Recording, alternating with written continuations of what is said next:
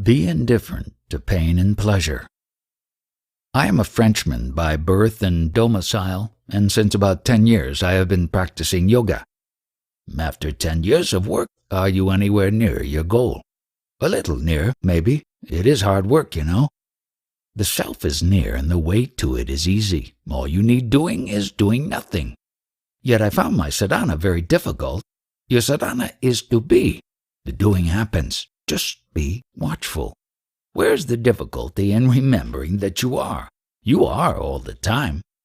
The sense of being is there all the time, no doubt. But the field of attention is often overrun by all sorts of mental events, emotions, images, ideas. The pure sense of being is usually crowded out. What is your procedure for clearing the mind of the unnecessary? What are your means, your tools for the purification of the mind? Basically, man is afraid. He is afraid of himself most. I feel like I am a man who is carrying a bomb that is going to explode. He cannot defuse it, he cannot throw it away. He is terribly frightened and is searching frantically for a solution which he cannot find. To me, liberation is getting rid of this bomb. I do not know much about the bomb.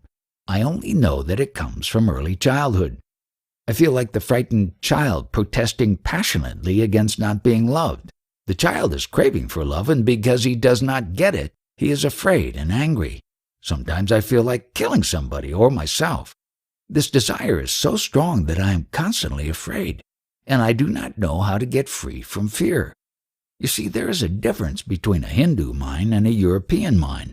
The Hindu mind is comparatively simple. The European mind is a much more complex being. The Hindu is basically sattvic. He does not understand the European restlessness, his tireless pursuit of what he thinks needs to be done, his greater general knowledge.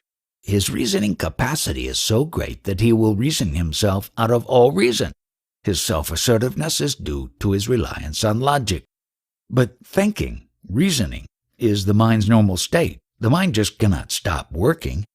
It may be the habitual state, but it need not be the normal state. A normal state cannot be painful, while a habit often leads to chronic pain. If it is not the natural or the normal state of mind, then how to stop it? There must be a way to quieten the mind. How often I tell myself, enough, please stop, enough of this endless chatter of sentences repeated round and round. But my mind would not stop. I feel that one can stop it for a while, but not for long. Even the so-called spiritual people use tricks to keep their mind quiet.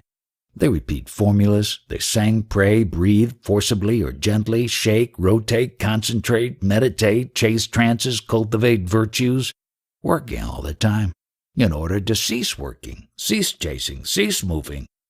Were it not so tragic, it would be ridiculous. The mind exists in two states, as water and as honey. The water vibrates at the least disturbance, while the honey, however disturbed, returns quickly to immobility. By its very nature, the mind is restless. It can perhaps be made quiet, but it is not quiet by itself. You may have a chronic fever and shiver all the time. It is desires and fears that make the mind restless. Free from all negative emotions, it is quiet. You cannot protect the child from negative emotions. As soon as it is born, it learns pain and fear. Hunger is a cruel master and teaches dependence and hate. The child loves the mother because she feeds it and hates her because she is late with the food. Our unconscious mind is full of conflicts which overflow into the conscious. We live on a volcano. We are always in danger. I agree that the company of people whose mind is peaceful has a very soothing effect, but as soon as I am away from them, the old trouble starts. That is why I come periodically to India, to seek the company of my guru. You think you are coming and going, passing through various states and moods. I see things as they are, momentary events presenting themselves to me in rapid succession, deriving their being from me, yet definitely neither me nor mine. Among phenomena, I am not one nor subject to any. I am independent so simply and totally that your mind, accustomed to opposition and denial, cannot grasp it. I mean literally what I say. I do not need, oppose, or deny, because it is clear to me that I cannot be the opposite or denial of anything. I am just beyond, in a different dimension altogether. Do not look for me in identification with or opposition to something. I am where desire and fear are not. Now, what is your experience? Do you also feel that you stand totally aloof from all transient things? Yes, I do. Occasionally. But at once a sense of danger sets in. I feel isolated outside all relationship with others. You see, here lies the difference in our mentalities. With the Hindu, the emotion follows the thought. Give a Hindu an idea, and his emotions are roused. But the Westerner, it is the opposite. Give him an emotion, and he will produce an idea. Your ideas are very attractive, intellectually, but emotionally I do not respond. Set your intellect aside. Don't use it in these matters. Of what use is an advice which I cannot carry out? These are all ideas, and you want me to respond feelingly to ideas? For without feelings, there can be no action. Why do you talk of action? Are you acting, ever? Some unknown power acts, and you imagine that you are acting. You are merely watching what happens, without being able to influence it in any way. Why is there such a tremendous resistance in me against accepting that I just can do nothing? But what can you do? You are like a patient under anesthetics on whom a surgeon performs an operation. When you wake up, you find the operation over. Can you say you have done something? But it is me who has chosen to submit to an operation. Certainly not. It is your illness on one side and the pressure of your physician and family on the other that have made you decide. You have no choice, only the illusion of it. Yet I feel I am not as helpless as you make me appear. I feel I can do everything I can think of, only I do not know how. It is not the power I lack, but the knowledge. Not knowing the means is admittedly as bad as not having the power. But let us drop the subject for the moment. After all, it is not important why we feel helpless as long as we see clearly that for the time being we are helpless. I am now 74 years old, and yet I feel that I am an infant. I feel clearly that in spite of all the changes, I am a child. My guru told me that child, which is you even now, is your real self, Swarupa.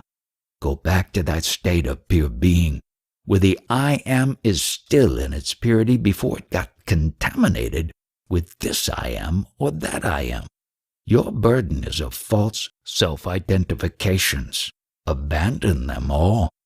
My guru told me, trust me. I tell you, you are divine. Take it as the absolute truth. Your joy is divine. Your suffering is divine too. All comes from God. Remember it always. You are God. Your will alone is done. I did believe him, and soon realized how wonderfully true and accurate were his words. I did not condition my mind by thinking, I am God, I am wonderful, I am beyond. I simply followed his instruction, which was to focus the mind on pure being, I am, and stay in it. I used to sit for hours together with nothing but the I am in my mind, and soon peace and joy and a deep, all-embracing love became my normal state. And it all disappeared. Myself, my guru, the life I lived, the world around me. Only peace remained and unfathomable silence. It all looks very simple and easy, but it is just not so. Sometimes the wonderful state of joyful peace dawns on me, and I look and wonder how easily it comes and how intimate it seems, how totally my own. Where was the need to strive so hard for a state so near at hand? This time surely it has come to stay. Yet how soon it dissolves and leaves me wondering, was it a taste of reality or another aberration? If it was reality, why did it go? Maybe some unique experience is needed to fix me for good in the new state, and until the crucial experience comes, the game of hide and seek must continue. Your expectation of something unique and dramatic, of some wonderful explosion, is merely hindering and delaying your self-realization. You are not to expect an explosion, for the explosion has already happened. At the moment when you were born, when you realized yourself as being, knowing, feeling, there is only one mistake you are making. You take the inner for the outer, and the outer for the inner. What is in you, you take to be outside you, and what is outside, you take to be in you. The mind and feelings are external, but you take them to be intimate. You believe the world to be objective, while it is entirely a projection of your psyche. That is the basic confusion, and no new explosion will set it right. You have to think yourself out of it. There is no other way. How am I to think myself out when my thoughts come and go as they like? Their endless chatter distracts and exhausts me. Watch your thoughts as you watch the street traffic. People come and go. You register without response. It may not be easy in the beginning, but with some practice you will find that your mind can function on many levels at the same time, and you can be aware of them all. It is only when you have a vested interest in any particular level that your attention gets caught in it, and you black out on other levels. Even then, the work on the blacked out levels goes on, outside the field of consciousness. Do not struggle with your memories and thoughts. Try only to include in your field of attention the other, more important question, like, who am I? How did I happen to be born? Whence this universe around me? What is real and what is momentary? No memory will persist if you lose interest in it. It is the emotional link that perpetuates the bondage. You are always seeking pleasure, avoiding pain, always after happiness and peace. Don't you see that it is your very search for happiness that makes you feel miserable? Try the other way, indifferent to pain and pleasure, neither asking nor refusing. Give all your attention to the level on which I am is timelessly present. Soon, you will realize that peace and happiness are in your very nature, and it is only seeking them through some particular channels that disturbs. Avoid the disturbance, that is all. To seek there is no need. You would not seek what you already have. You yourself are God, the supreme reality. To begin with, trust me. Trust the teacher. It enables you to make the first step, and then your trust is justified by your own experience. In every walk of life, initial trust is essential. Without it, little can be done. Every undertaking is an act of faith. Even your daily bread you eat on trust.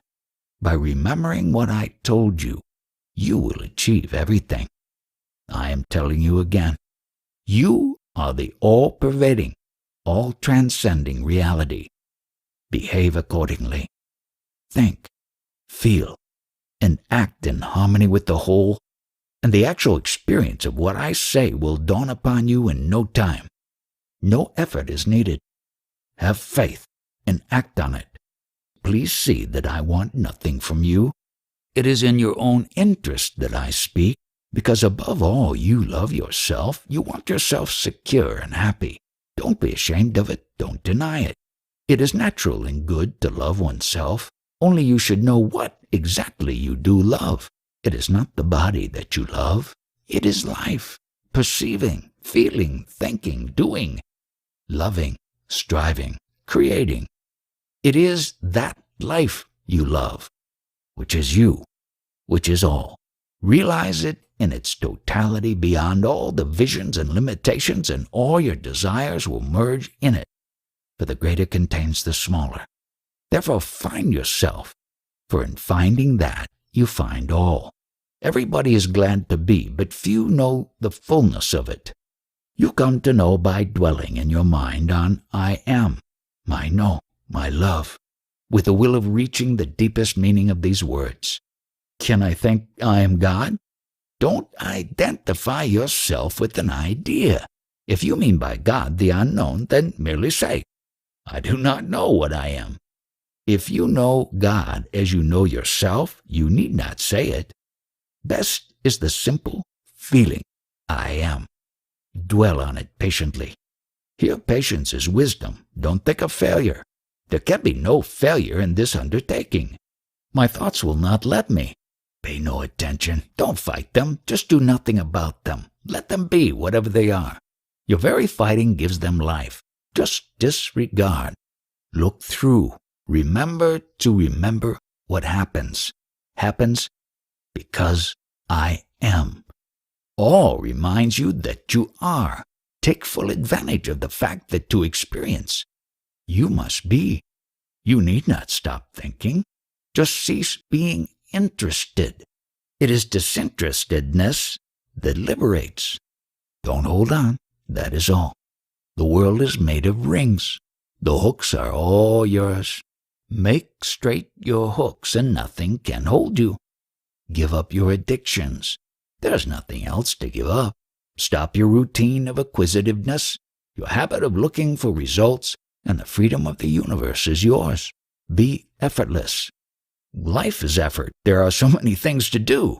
What needs doing, do it. Don't resist. Your balance must be dynamic, based on doing just the right thing, from moment to moment.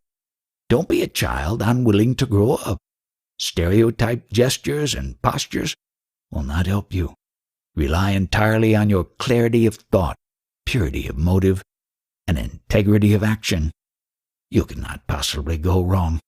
Go beyond and leave all behind. But can anything be left for good?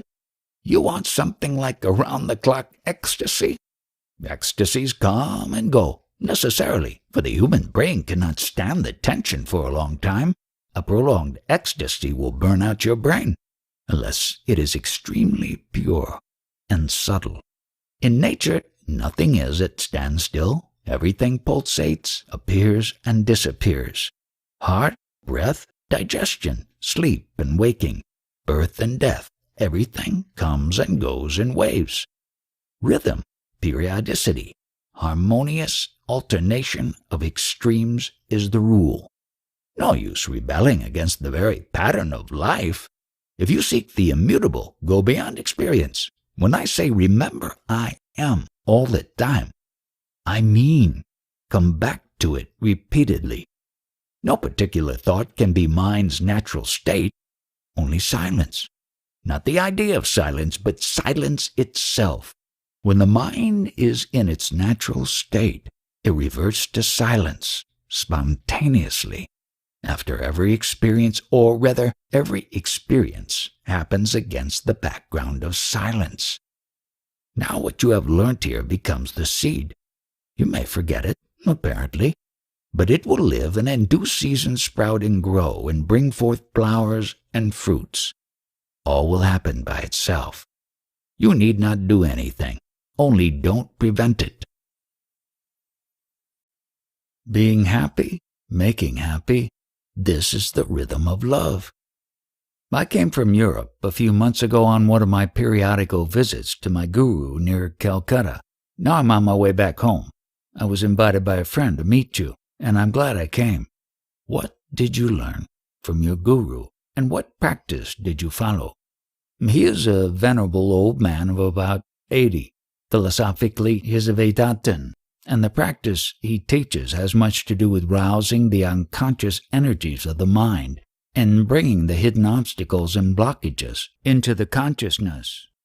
My personal sadhana was related to my peculiar problem of early infancy and childhood.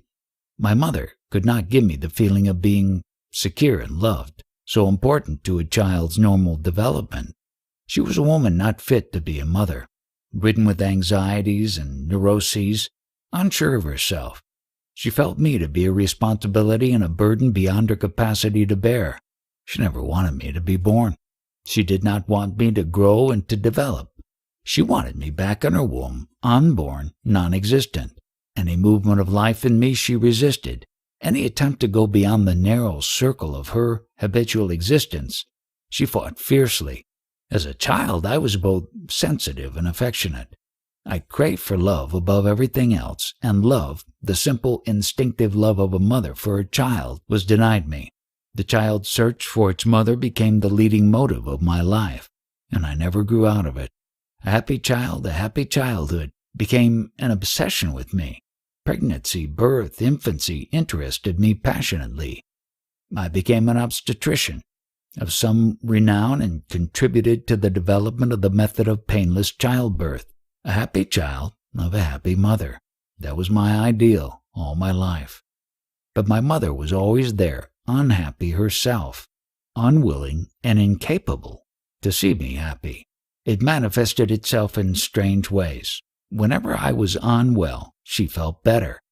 When I was in good shape, she was down again, cursing herself and me too. As if she never forgave me my crime of having been born, she made me feel guilty about being alive. "You live because you hate me. If you love me, die," was her constant, though silent, message. And so I spent my life being offered death instead of love.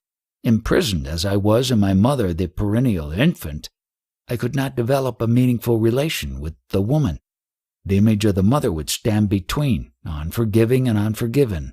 I sought solace in my work and found much, but I could not move from the pit of infancy.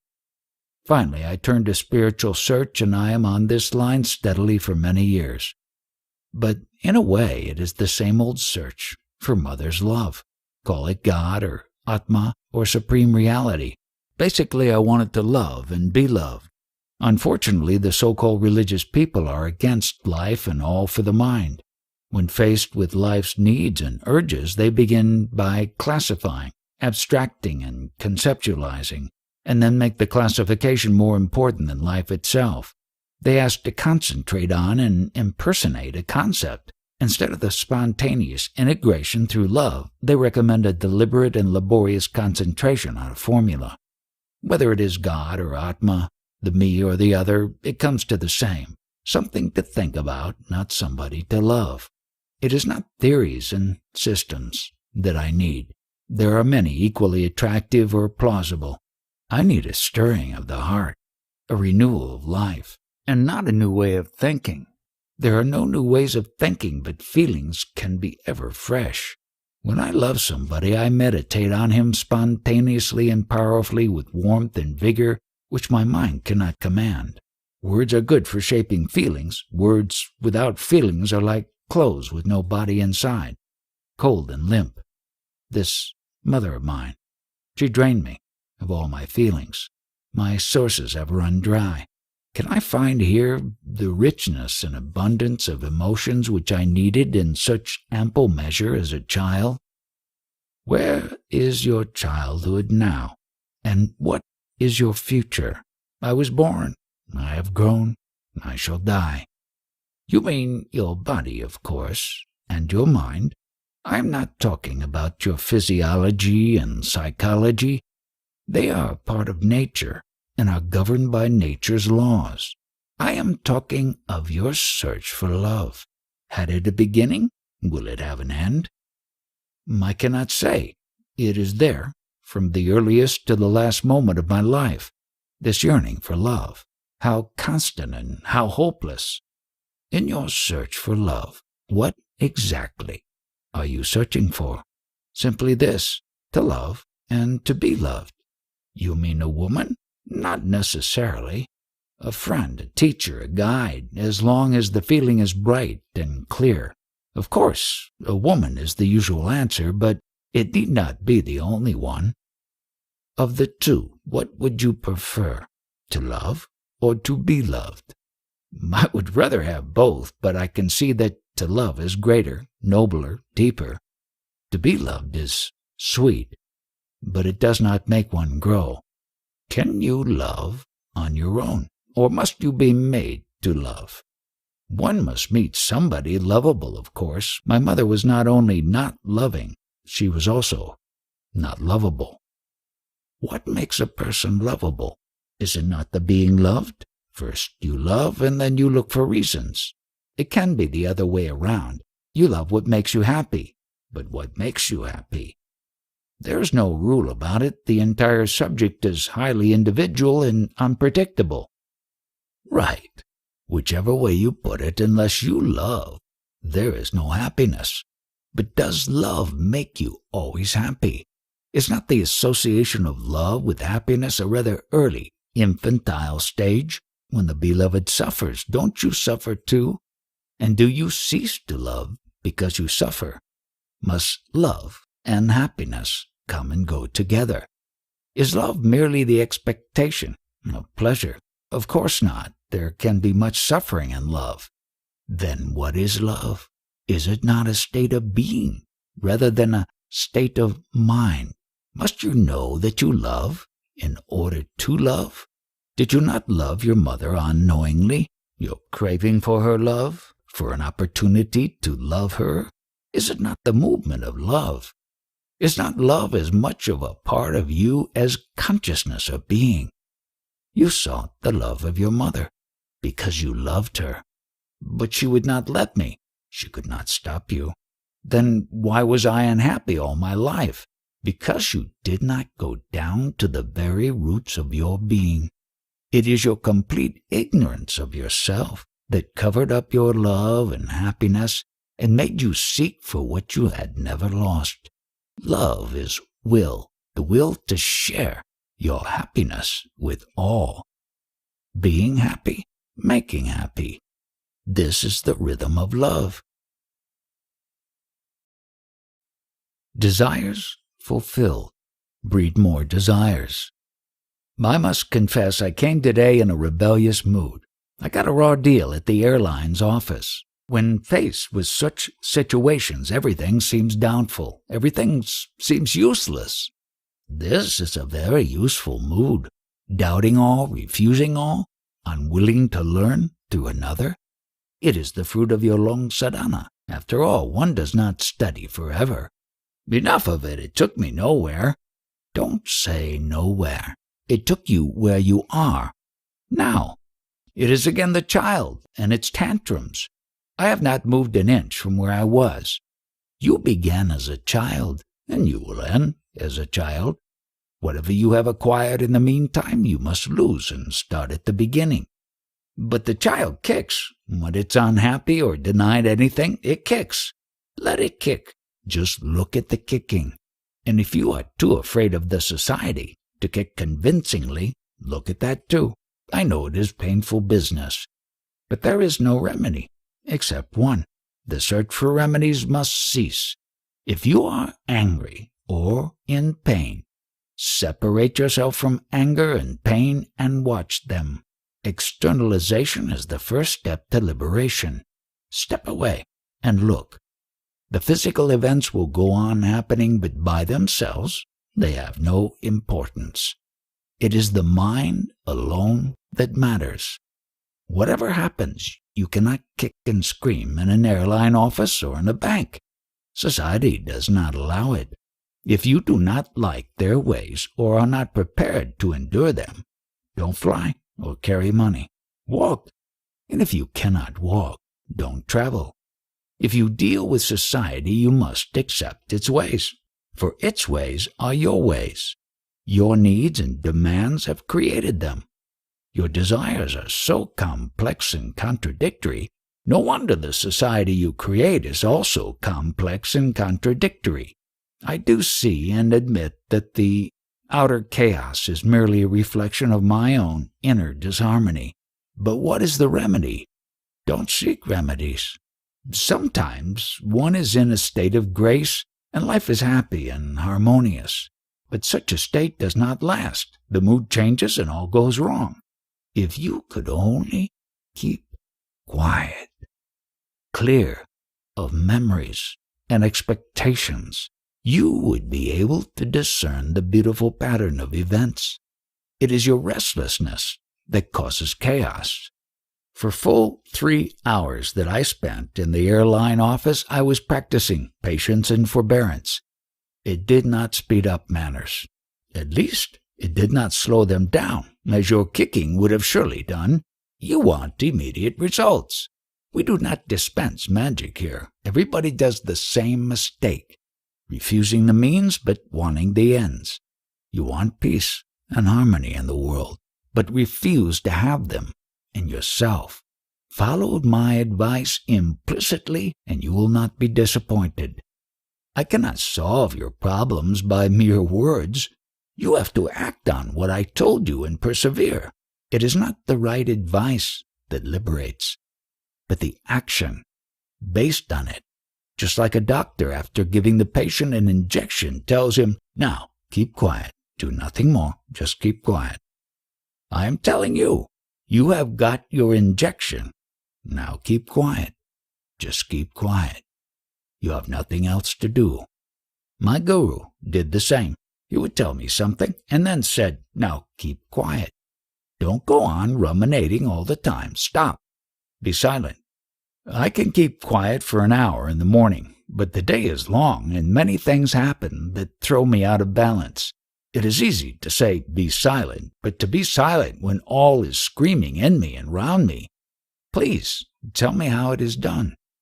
All that needs doing can be done in peace and silence. There is no need to get upset. It is all theory which does not fit the facts. I am returning to Europe with nothing to do there. My life is completely empty. If you just try to keep quiet, all will come. The work, the strength for work, the right motive. Must you know everything beforehand? Don't be anxious about your future. Be quiet now and all will fall in place. The unexpected is bound to happen, while the anticipated may never come.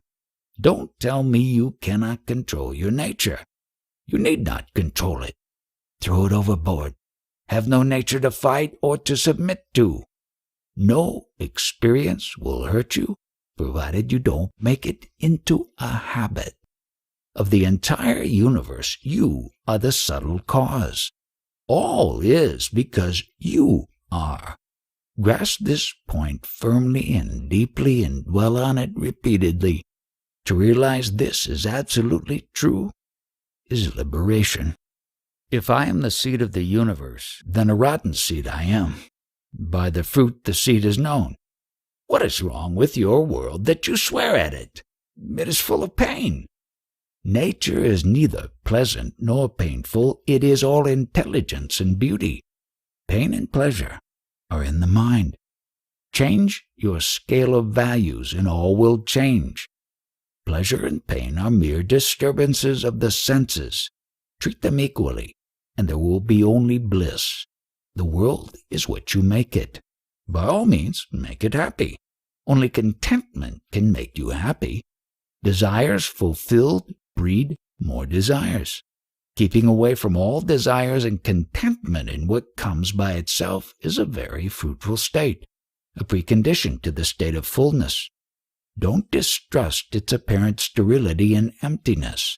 Believe me, it is the satisfaction of desires that breeds misery. Freedom from desires is bliss. There are things we need.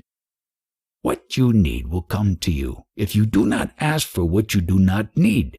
Yet only few people reach this state of complete dispassion and detachment. It is a very high state, the very threshold of liberation. I have been barren for the last 2 years, desolate and empty, and often was praying for death to come. Well, with your coming here, events have started rolling. Let things happen as they happen. They will sort themselves out nicely in the end. You need not strain towards the future. The future will come to you on its own. For some time longer you will remain sleepwalking, as you do now, bereft of meaning and assurance. But this period will end, and you will find your work both fruitful and easy. There are always moments when one feels empty and estranged. Such moments are most desirable, for it means the soul has cast its moorings and is sailing for distant places. This is detachment, when the old is over and the new has not yet come. If you are afraid, the state may be distressing, but there is really nothing to be afraid of. Remember the instruction. Whatever you come across, go beyond. The Buddha's rule, to remember what needs to be remembered. But I find it so difficult to remember the right thing at the right moment. With me, forgetting seems to be the rule. It is not easy to remember when every situation brings up a storm of desires and fears. Craving born of memory is also the destroyer of memory. How am I to fight desire? There is nothing stronger. The waters of life are thundering over the rocks of objects, desirable or hateful. Remove the rocks by insight and detachment, and the same waters will flow deep and silent and swift, in greater volume and with greater power. Don't be theoretical about it. Give time to thought and consideration. If you desire to be free, neglect not the nearest step to freedom. It is like climbing a mountain. Not a step can be missed. One step less, and the summit is not reached. Body and mind are symptoms of ignorance. We were discussing one day the person, the witness, the absolute, Vyakti, Vyakta, and Avyakta. As far as I remember, you said that the absolute alone is real, and the witness is absolute only at a given point of space and time. The person is the organism, gross and subtle, illumined by the presence of the witness. I do not seem to grasp the matter clearly. Could we discuss it again? You also use the terms Mahadakash, Chidakash, and Paramakash. How are they related to person, witness, and the absolute? Mahadakash is nature, the ocean of existences, the physical space with all that can be contacted through the senses.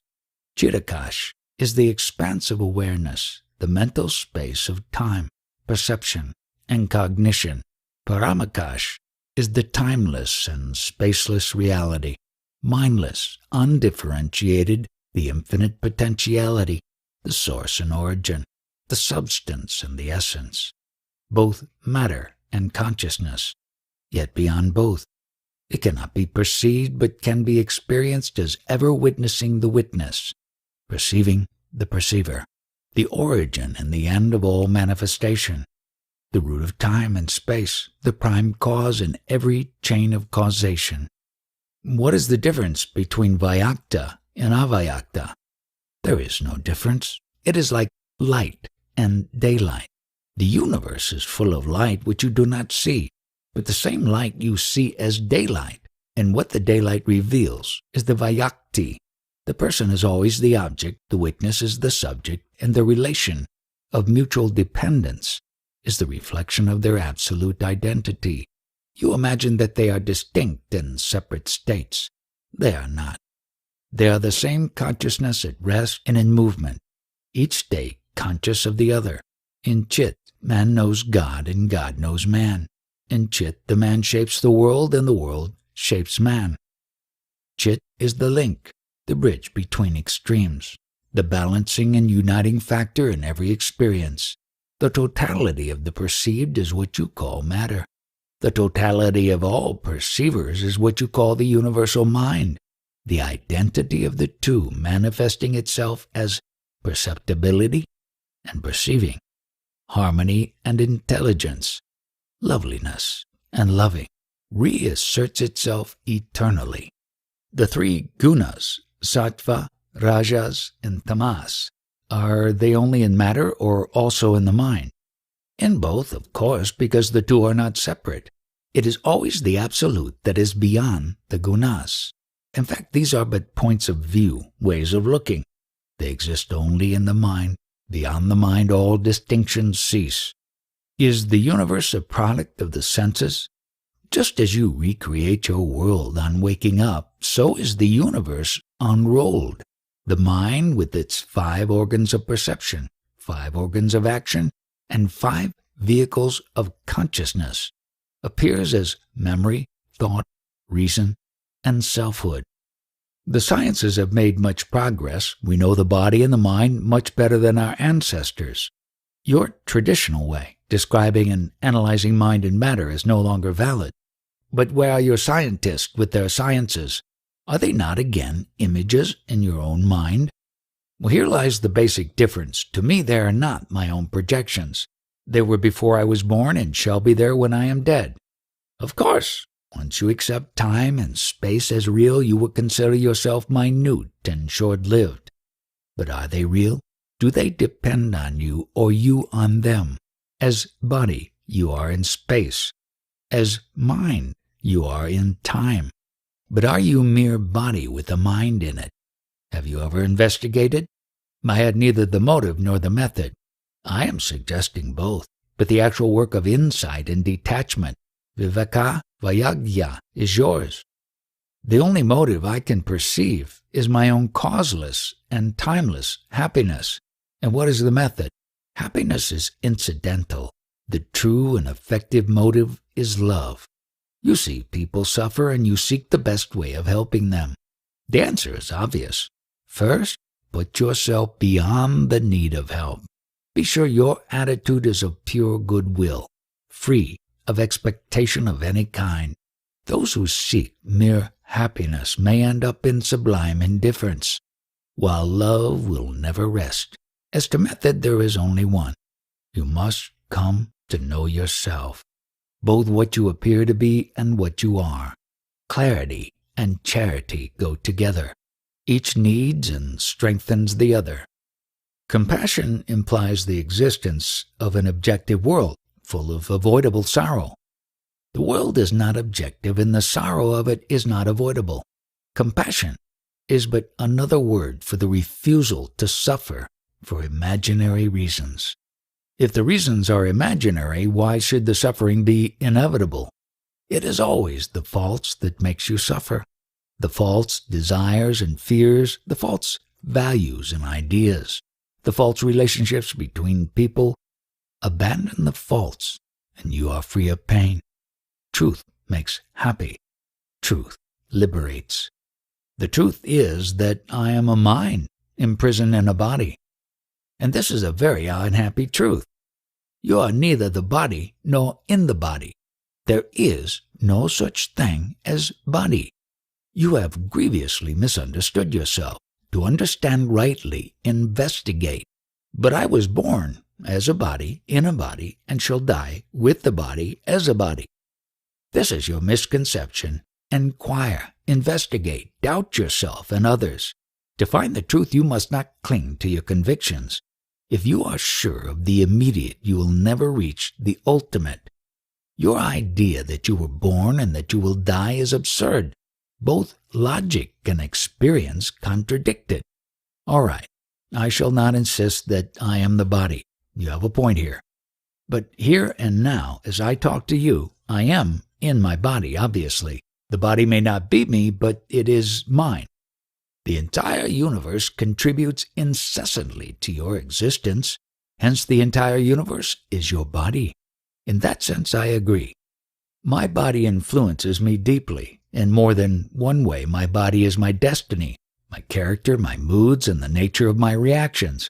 My desires and fears, inborn or acquired, they are all based on the body. A little alcohol, some drug or other, and all changes. Until the drug wears off, I become another man. All this happens because you think yourself to be the body. Realize your real self, and even drugs will have no power over you. You smoke? My body kept a few habits, which may as well continue till it dies. There is no harm in them. You eat meat? I was born among meat-eating people, and my children are eating meat. I eat very little and make no fuss. Meat-eating implies killing. Obviously, I make no claims of consistency.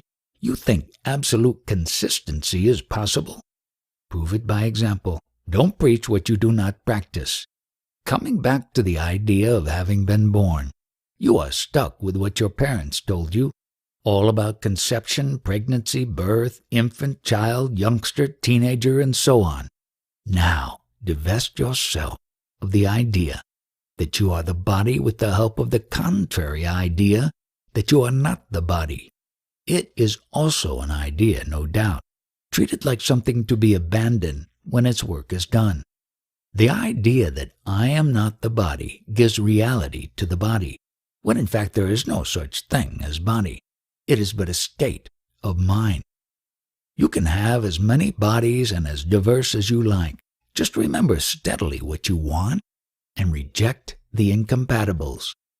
I am like a box within a box within a box, the outer box acting as the body and the one next to it as the indwelling soul. Abstract the outer box, and the next becomes the body, and the one next to it the soul. It is an infinite series, an endless opening of boxes. Is that last one the ultimate soul? If you have a body, you must have a soul. Here your simile of a nest of boxes applies. But here and now, through all your bodies and souls, shines awareness, the pure light of Chit. Hold on to it unswervingly. Without awareness, the body would not last a second. There is in the body a current of energy, affection, and intelligence, which guides, maintains, and energizes the body. Discover that current and stay with it. Of course, all these are manners of speaking. Words are as much a barrier as a bridge. Find the spark of life that weaves the tissues of your body and be with it. It is the only reality the body has. What happens to that spark of life after death? It is beyond time. Birth and death are but points in time. Life weaves eternally its many webs. The weaving is in time, but life itself is timeless. Whatever name and shape you give to its expressions, it is like the ocean, never changing, ever changing. All you say sounds beautifully convincing, yet my feeling of being just a person in a world strange and alien, often inimical and dangerous, does not cease. Being a person limited in space and time, how can I possibly realize myself as the opposite? A depersonalized, universalized awareness of nothing in particular. You assert yourself to be what you are not and deny yourself to be what you are. You omit the element of pure cognition, of awareness, free from all personal distortions. Unless you admit the reality of Chit, you will never know yourself. What am I to do? I do not see myself as you see me. Maybe you are right and I am wrong, but how can I cease to be what I feel I am? A prince who believes himself to be a beggar can be convinced conclusively in one way only. He must behave as a prince and see what happens. Behave as if what I say is true, and judge by what actually happens. All I ask is the little faith needed for making the first step. With experience will come confidence, and you will not need me any more. I know what you are, and I am telling you. Trust me for a while. To be here and now, I need my body and its senses. To understand, I need a mind. The body and the mind are only symptoms of ignorance, of misapprehension.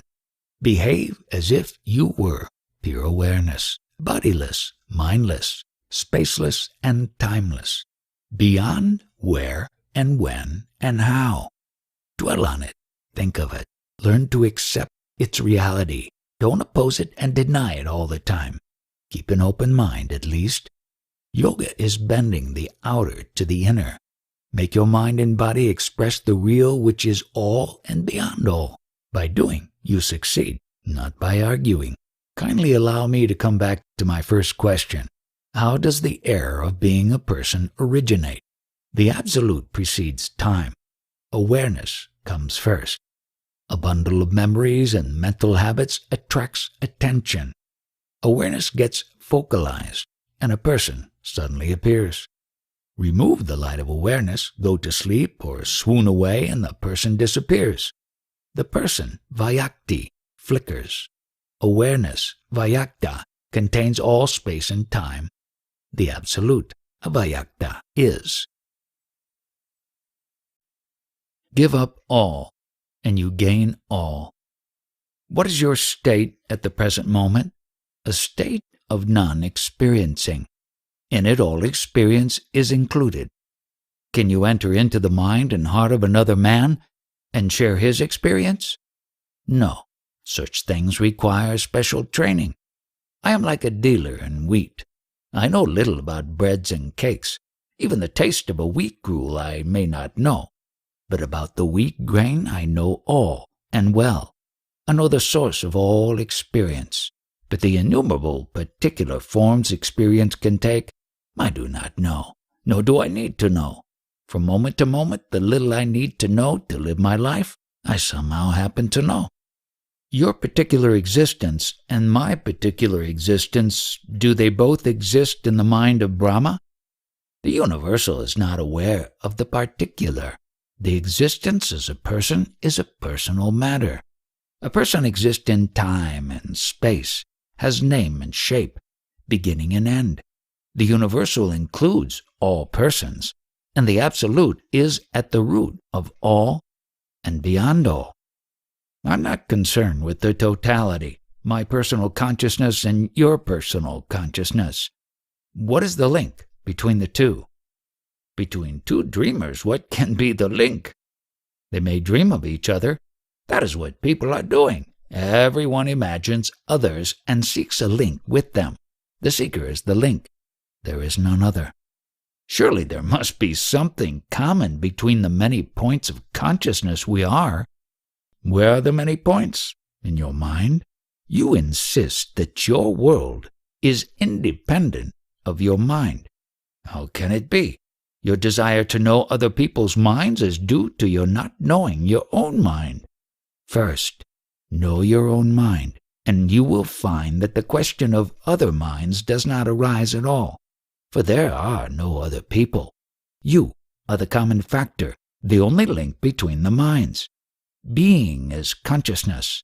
I am applies to all. The supreme reality, Parabrahman, may be present in all of us, but of what use is it to us? You are like a man who says, I need a place where to keep my things, but of what use is space to me? Or, I need milk, tea, coffee, or soda, but for water, I have no use.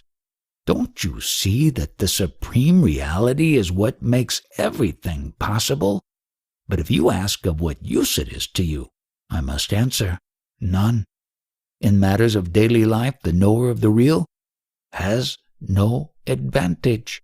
He may be at a disadvantage, rather. Being free from greed and fear, he does not protect himself. The very idea of profit is foreign to him. He abhors accretions. His life is constant divesting oneself, sharing, giving. If there is no advantage in gaining the supreme, then why take the trouble? There is trouble only when you cling to something. When you hold on to nothing, no trouble arises. The relinquishing of the lesser is the gaining of the greater. Give up all, and you gain all. Then life becomes what it was meant to be, pure radiation from an inexhaustible source. In that light the world appears dimly like a dream. If my world is merely a dream and you are part of it, what can you do for me? If the dream is not real, having no being, how can reality affect it? While it lasts, the dream has temporary being. It is your desire to hold on to it that creates the problem. Let go.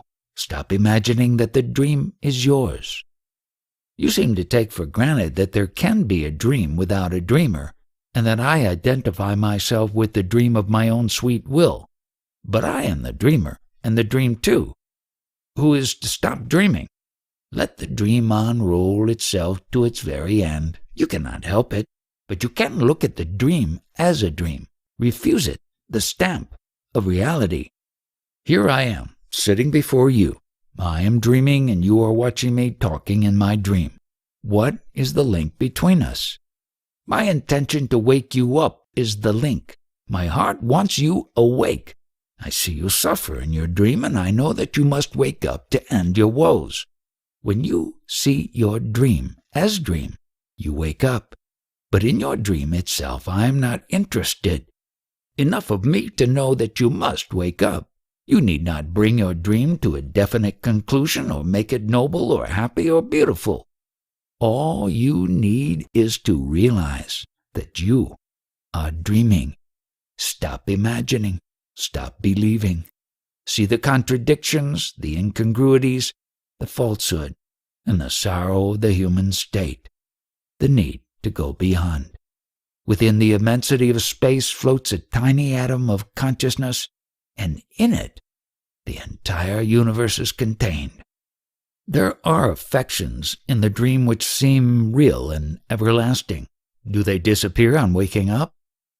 In a dream you love some and not others. On waking you find you are love itself, embracing all. Personal love, however intense and genuine, invariably binds. Love in freedom is love of all. People come and go. One loves whom one meets. One cannot love all. When you are love itself, you are beyond time and numbers. In loving one, you love all. In loving all, you love each. One and all are not exclusive. You say you are in a timeless state. Does it mean that past and future are open to you? Did you meet Bashita Muni, Rama's guru? The question isn't time and about time. Again, you are asking me about the contents of a dream. Timelessness is beyond the illusion of time. It is not an extension in time. He who called himself Vashita knew Vashita. I am beyond all names and shapes. Vashita is a dream in your dream. How can I know him? You are too much concerned with past and future. It is all due to your longing to continue, to protect yourself against extinction. And as you want to continue, you want others to keep you company. Hence your concern with their survival. But what you call survival is but the survival of a dream. Death is preferable to it. There is a chance of waking up. You are aware of eternity, therefore you are not concerned with survival. It is the other way around. Freedom from all desire is eternity. All attachment implies fear, for all things are transient, and fear makes one a slave. This freedom from attachment does not come with practice. It is natural when one knows one's true being. Love does not cling. Clinging is not love. So there is no way to gain detachment. There is nothing to gain. Abandon all imaginings and know yourself as you are. Self-knowledge is detachment. All craving is due to a sense of insufficiency. When you know that you lack nothing, that all there is you and yours, desire ceases. To know myself, must I practice awareness? There is nothing to practice. To know yourself, be yourself. To be yourself, stop imagining yourself to be this or that. Just be. Let your true nature emerge. Don't disturb your mind with seeking. It will take much time if I just wait for self-realization. What have you to wait for when it is already here and now? You have only to look and see. Look at yourself, at your own being. You know that you are, and you like it. Abandon all imagining. That is all. Do not rely on time. Time is death. Who waits, dies. Life is now only. Do not talk to me about past and future. They exist only in your mind. You too will die. I am dead already. Physical death will make no difference in my case. I am timeless being. I am free of desire or fear because I do not remember the past or imagine the future. Where there are no names and shapes, how can there be desire and fear? With desirelessness comes timelessness. I am safe because what is not cannot touch what is. You feel unsafe because you imagine danger. Of course, your body as such is complex and vulnerable and needs protection, but not you. Once you realize your own unassailable being, you will be at peace. How can I find peace when the world suffers? The world suffers for very valid reasons. If you want to help the world, you must be beyond the need of help. Then all you're doing, as well as not doing, will help the world most effectively. How can non-action be of use where action is needed? Where action is needed, action happens. Man is not an actor. He is to be aware of what he is going on. His very presence is action. The window is the absence of the wall, and it gives air and light because it is empty. Be empty of all mental content, of all imagination and effort, and the very absence of obstacles will cause reality to rush in. If you really want to help a person, keep away. If you are emotionally committed to helping, you will fail to help. You may be very busy and be very pleased with your charitable nature, but not much will be done. A man is really helped when he is no longer in need of help. All else is just futility. There is not enough time to sit and wait for help to happen. One must do something. By all means, do. But what you can do is limited. The self alone is unlimited. Give limitlessly of yourself. All else you can give in small measures only. You alone are immeasurable. To help is your very nature. Even when you eat and drink, you help your body. For yourself, you need nothing. You are pure giving, beginningless, endless, inexhaustible. When you see sorrow and suffering, be with it. Do not rush into activity. Neither learning nor action can really help. Be with sorrow and lay bare its roots. Helping to understand is real help. My death is nearing. Your body is short of time, not you. Time and space are in the mind only. You are not bound. Just understand yourself. That itself is eternity. Consciousness arising. World arises. When an ordinary man dies, what happens to him? According to his belief, it happens. As life before death is but imagination, so is life after. The dream continues. And what about the Yoni? The Yoni does not die because he was never born. He appears so to others, but not to himself. In himself he is free of things, physical and mental. Still, you must know the state of the man who died, at least from your own past lives. Until I met my guru, I knew so many things. Now I know nothing, for all knowledge is in dream only and not valid. I know myself, and I find no life nor death in me, only pure being, not being this or that, but just being. But the moment the mind, drawing on its stock of memories, begins to imagine, it fills the space with objects and time with events. As I do not know even this birth, how can I know past births? It is the mind that itself in movement sees everything moving, and having created time, worries about the past and the future. All the universe is cradled in consciousness, Maha-tattva, which arises where there is perfect order and harmony, Maha-sattva. As all waves are in the ocean, so are all things physical and mental in awareness.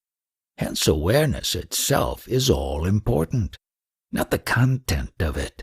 Deepen and broaden your awareness of yourself and all the blessings will flow.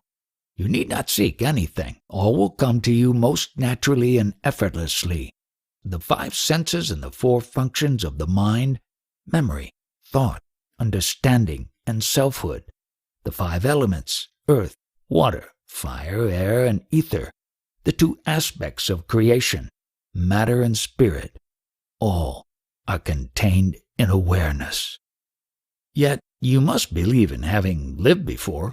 The scriptures say so, but I know nothing about it. I know myself as I am. As I appeared or will appear is not within my experience. It is not that I do not remember. In fact, there is nothing to remember. Reincarnation implies a reincarnating self. There is no such thing. The bundle of memories and hopes called the I imagines itself existing everlastingly and creates time to accommodate its false eternity. To be, I need no past or future. All experience is born of imagination. I do not imagine, so no birth or death happens to me. Only those who think themselves born can think themselves reborn. You are accusing me of having been born. I plead not guilty. All exist in awareness, and awareness neither dies nor is reborn. It is the changeless reality itself. All the universe of experience is born with the body and dies with the body. It has its beginning and end in awareness. But awareness knows no beginning nor end. If you think it out carefully and brood over it for a long time, you will come to see the light of awareness in all its clarity, and the world will fade out of your vision. It is like looking at a burning incense stick. You see the stick and the smoke first. When you notice the fiery point, you realize that it has the power to consume mountains of sticks and fill the universe with smoke. Timelessly the self actualizes itself without exhausting its infinite possibilities. In the incense stick simile, the stick is the body and the smoke is the mind. As long as the mind is busy with its contortions, it does not perceive its own source. The Guru comes and turns your attention to the spark within. By its very nature, the mind is outward turned. It always tends to seek for the source of things among the things themselves. To be told to look for the source within is, in a way, the beginning of a new life. Awareness takes the place of consciousness. In consciousness, there is the I, who is conscious while awareness is undivided. Awareness is aware of itself. The I am is a thought, while awareness is not a thought. There is no I am aware in awareness. Consciousness is an attribute, while awareness is not. One can be aware of being conscious, but not conscious of awareness. God is the totality of consciousness, but awareness is beyond all, being as well as not being. I had started with the question about the condition of a man after death. When his body is destroyed, what happens to his consciousness?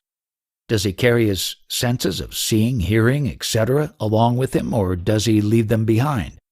And if he loses his senses, what becomes to his consciousness? Senses are mere modes of perception. As the grosser modes disappear, finer states of consciousness emerge. Is there no transition to awareness after death? There can be no transition from consciousness to awareness, for awareness is not a form of consciousness. Consciousness can only become more subtle and refined, and that is what happens after death. As the various vehicles of man die off, the modes of consciousness induced by them also fade away, until only unconsciousness remains. Look at yourself talking of unconsciousness as something that comes and goes. Who is there to be conscious of unconsciousness? As long as the window is open, there is sunlight in the room. With the window shut, the sun remains, but does it see the darkness in the room? Is there anything like darkness to the sun? There is no such thing as unconsciousness, for unconsciousness is not experienceable. We infer unconsciousness when there is a lapse in memory or communication. If I stop reacting, you will say that I am unconscious. In reality, I may be most acutely conscious, only unable to communicate or remember. I am asking a simple question. There are about 4 billion people in the world, and they are all bound to die. What will be their condition after death? Not physically, but psychologically. Will their consciousness continue? And if it does, in what form? Do not tell me that I'm not asking the right question, or that you do not know the answer, or that in your world my question is meaningless. The moment you start talking about your world and my world is different and incompatible, you build a wall between us. Either we live in one world, or your experience is of no use to us. Of course we live in one world, only I see it as it is, while you don't. You see yourself in the world, while I see the world in myself. To you, you get born and die, while to me the world appears and disappears. Our world is real, but your view of it is not. There is no wall between us except the one built by you. There is nothing wrong with the senses. It is your imagination that misleads you. It covers up the world as it is, with what you imagine it to be. Something existing independently of you and yet closely following your inherited or acquired patterns. There is a deep contradiction in your attitude, which you do not see and which is the cause of your sorrow. You cling to the idea that you were born into a world of pain and sorrow. I know that the world is a child of love, having its beginning, growth, and fulfillment in love. But I am beyond love even. If you have created the world out of love, why is it so full of pain? You are right, from the body's point of view. But you are not the body. You are the immensity and infinity of consciousness. Don't assume what is not true, and you will see things as I see them. Pain and pleasure, good and bad, right and wrong. These are relative terms and must not be taken absolutely. They are limited and temporary. In the Buddhist tradition, it is stated that a nirvani, an enlightened Buddha, has the freedom of the universe. He can know and experience for himself all that exists. He can command, interfere with nature, with the chain of causation, change the sequence of events, even undo the past. The world is still with him, but he is free in it. What you describe is God. Of course, where there is a universe, there will also be its counterpart, which is God. But I am beyond both. There was a kingdom in search of a king. They found the right man and made him king. In no way had he changed. He was merely given the title, the rights, and the duties of a king. His nature was not affected, only his actions. Similarly, with the enlightened man, the content of his consciousness undergoes a radical transformation. But he is not misled. He knows the changeless. The changeless cannot be conscious. Consciousness is always of change. The changeless leaves no trace in consciousness. Yes and no. The paper is not the writing, yet it carries the writing. The ink is not the message, nor is the reader's mind the message. But they all make the message possible. Does consciousness come down from reality, or is it an attribute of matter? Consciousness as such is the subtle counterpart of matter. Just as inertia, tamas, and energy, rajas, are attributes of matter, so does harmony, sattva, manifest itself as consciousness. You may consider it in a way as a form of very subtle energy. Whatever matter organizes itself into a stable organism, consciousness appears spontaneously. With the destruction of the organism, consciousness disappears. Then what survives? That of which matter and consciousness are but aspects, which is neither born nor dies. If it is beyond matter and consciousness, how can it be experienced? It can be known by its effects on both. Look for it in beauty and in bliss. But you will understand neither body nor consciousness unless you go beyond both.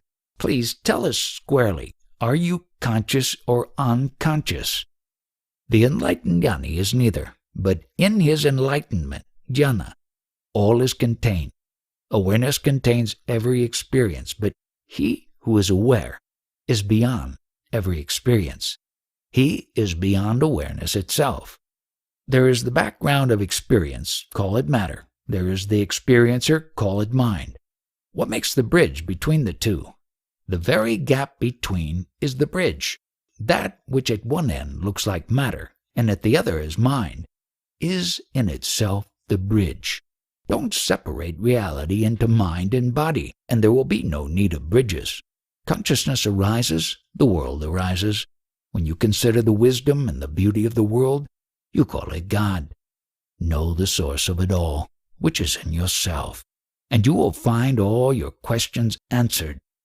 The seer and the seen, are they one or two? There is only seeing. Both the seer and the seen are contained in it. Don't create differences where there are none.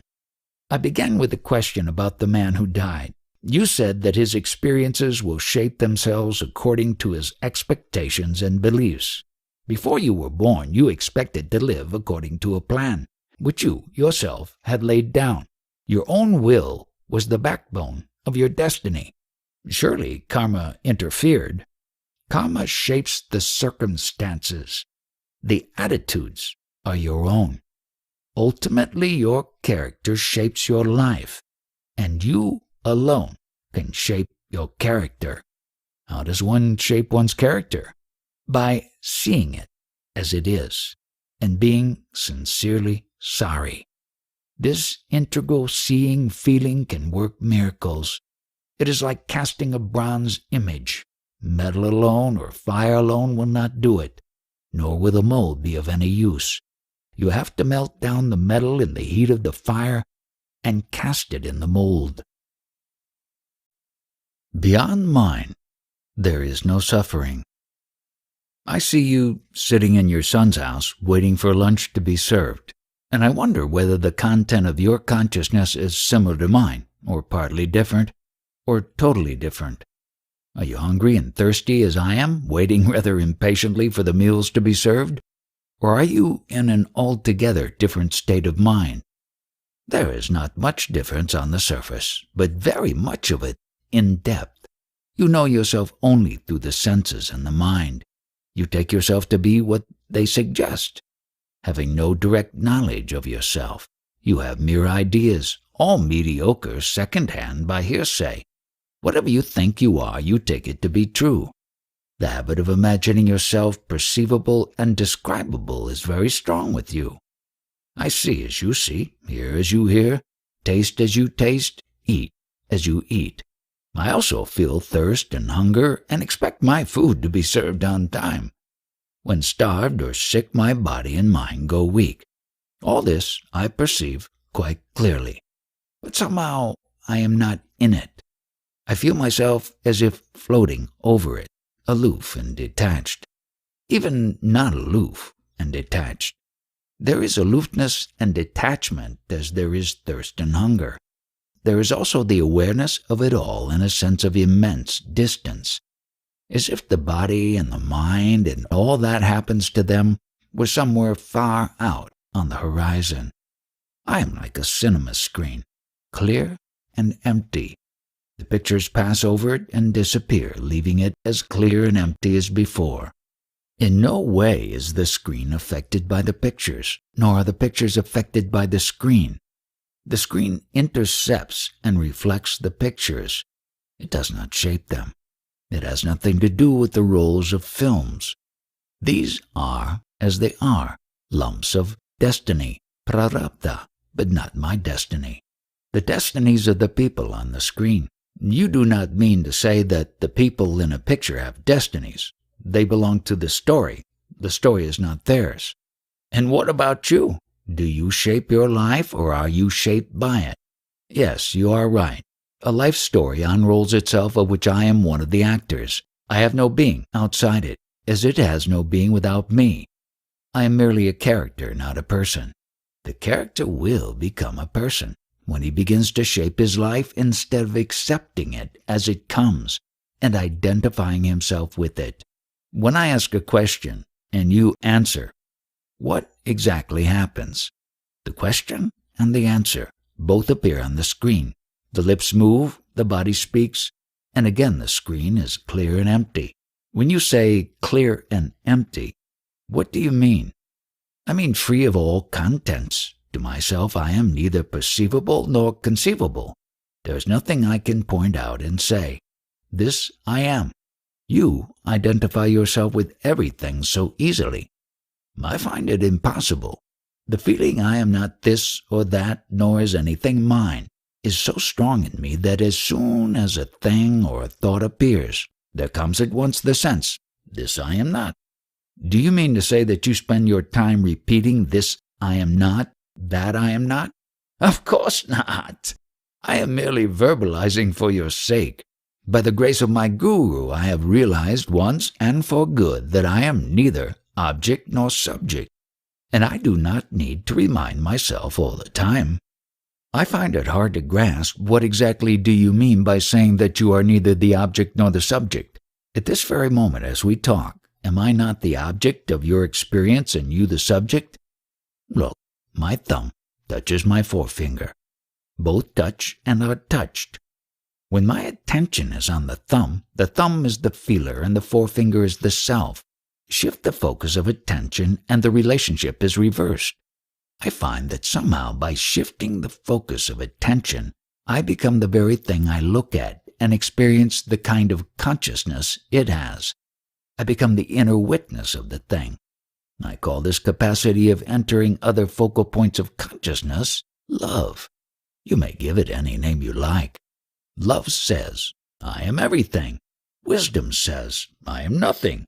Between the two, my life flows. since at any point of time and space I can be both the subject and the object of experience. I express it by saying that I am both and neither, and beyond both. You make all these extraordinary statements about yourself. What makes you say those things? What do you mean by saying that you are beyond space and time? You ask, and the answer comes. I watch myself. I watch the answer and see no contradiction. It is clear to me that I am telling you the truth. It is all very simple. Only you must trust me that I mean what I say, that I am quite serious. As I told you already, my guru showed me my true nature, and the true nature of the world. Having realized that I am one with and yet beyond the world, I became free from all desire and fear. I did not reason it out that I should be free. I found myself free, unexpectedly, without the least effort. This freedom from desire and fear remained with me since then. Another thing I noticed was that I do not need to make an effort. The deed follows the thought without delay and friction. I have also found that thoughts become self-fulfilling. Things would fall in place smoothly and rightly. The main change was in the mind. It became motionless and silent, responding quickly but not perpetuating the response. Spontaneity became a way of life. The real became natural, and the natural became real. And above all, infinite affection, love, dark and quiet, radiating in all directions, embracing all, making all interesting and beautiful, significant and auspicious. We are told that various yogic powers arise spontaneously in a man who has realized his own true being. What is your experience in these matters? Man's fivefold body, physical, etc., has potential powers beyond our wildest dreams. Not only is the entire universe reflected in man, but also the power to control the universe is waiting to be used by him. The wise man is not anxious to use such powers, except when the situation calls for them. He finds the abilities and skills of the human personality quite adequate for the business of daily living. Some of the powers can be developed by specialized training, but the man who flaunts such powers is still in bondage. The wise man counts nothing as his own. When at some time and place some miracle is attributed to some person, he will not establish any causal link between events and people, nor will he allow any conclusions to be drawn. All happened as it happened because it had to happen. Everything happens as it does because the universe is as it is. The universe does not seem a happy place to live in. Why is there so much suffering? Pain is physical. Suffering is mental. Beyond the mind, there is no suffering. Pain is merely a signal that the body is in danger and requires attention. Similarly, suffering warns us that the structure of memories and habits, which we call the person, vyakti, is threatened by loss or change. Pain is essential for the survival of the body, but none compels you to suffer. Suffering is due entirely to clinging or resisting. It is a sign of our unwillingness to move on, to flow with life. As a sane life is free of pain, so is a saintly life free from suffering. Nobody has suffered more than saints. Did they tell you, or do you say so on your own? The essence of saintliness is total acceptance of the present moment, harmony with things as they happen. A saint does not want things to be different from what they are. He knows that considering all factors, they are unavoidable. He is friendly with the inevitable and therefore does not suffer. Pain, he may know, but it does not shatter him. If he can, he does the needful to restore the lost balance, or he lets things take their course.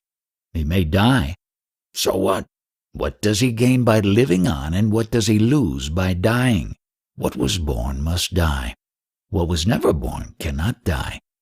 It all depends on what he takes himself to be. Imagine you fall mortally ill. Would you not regret and resent?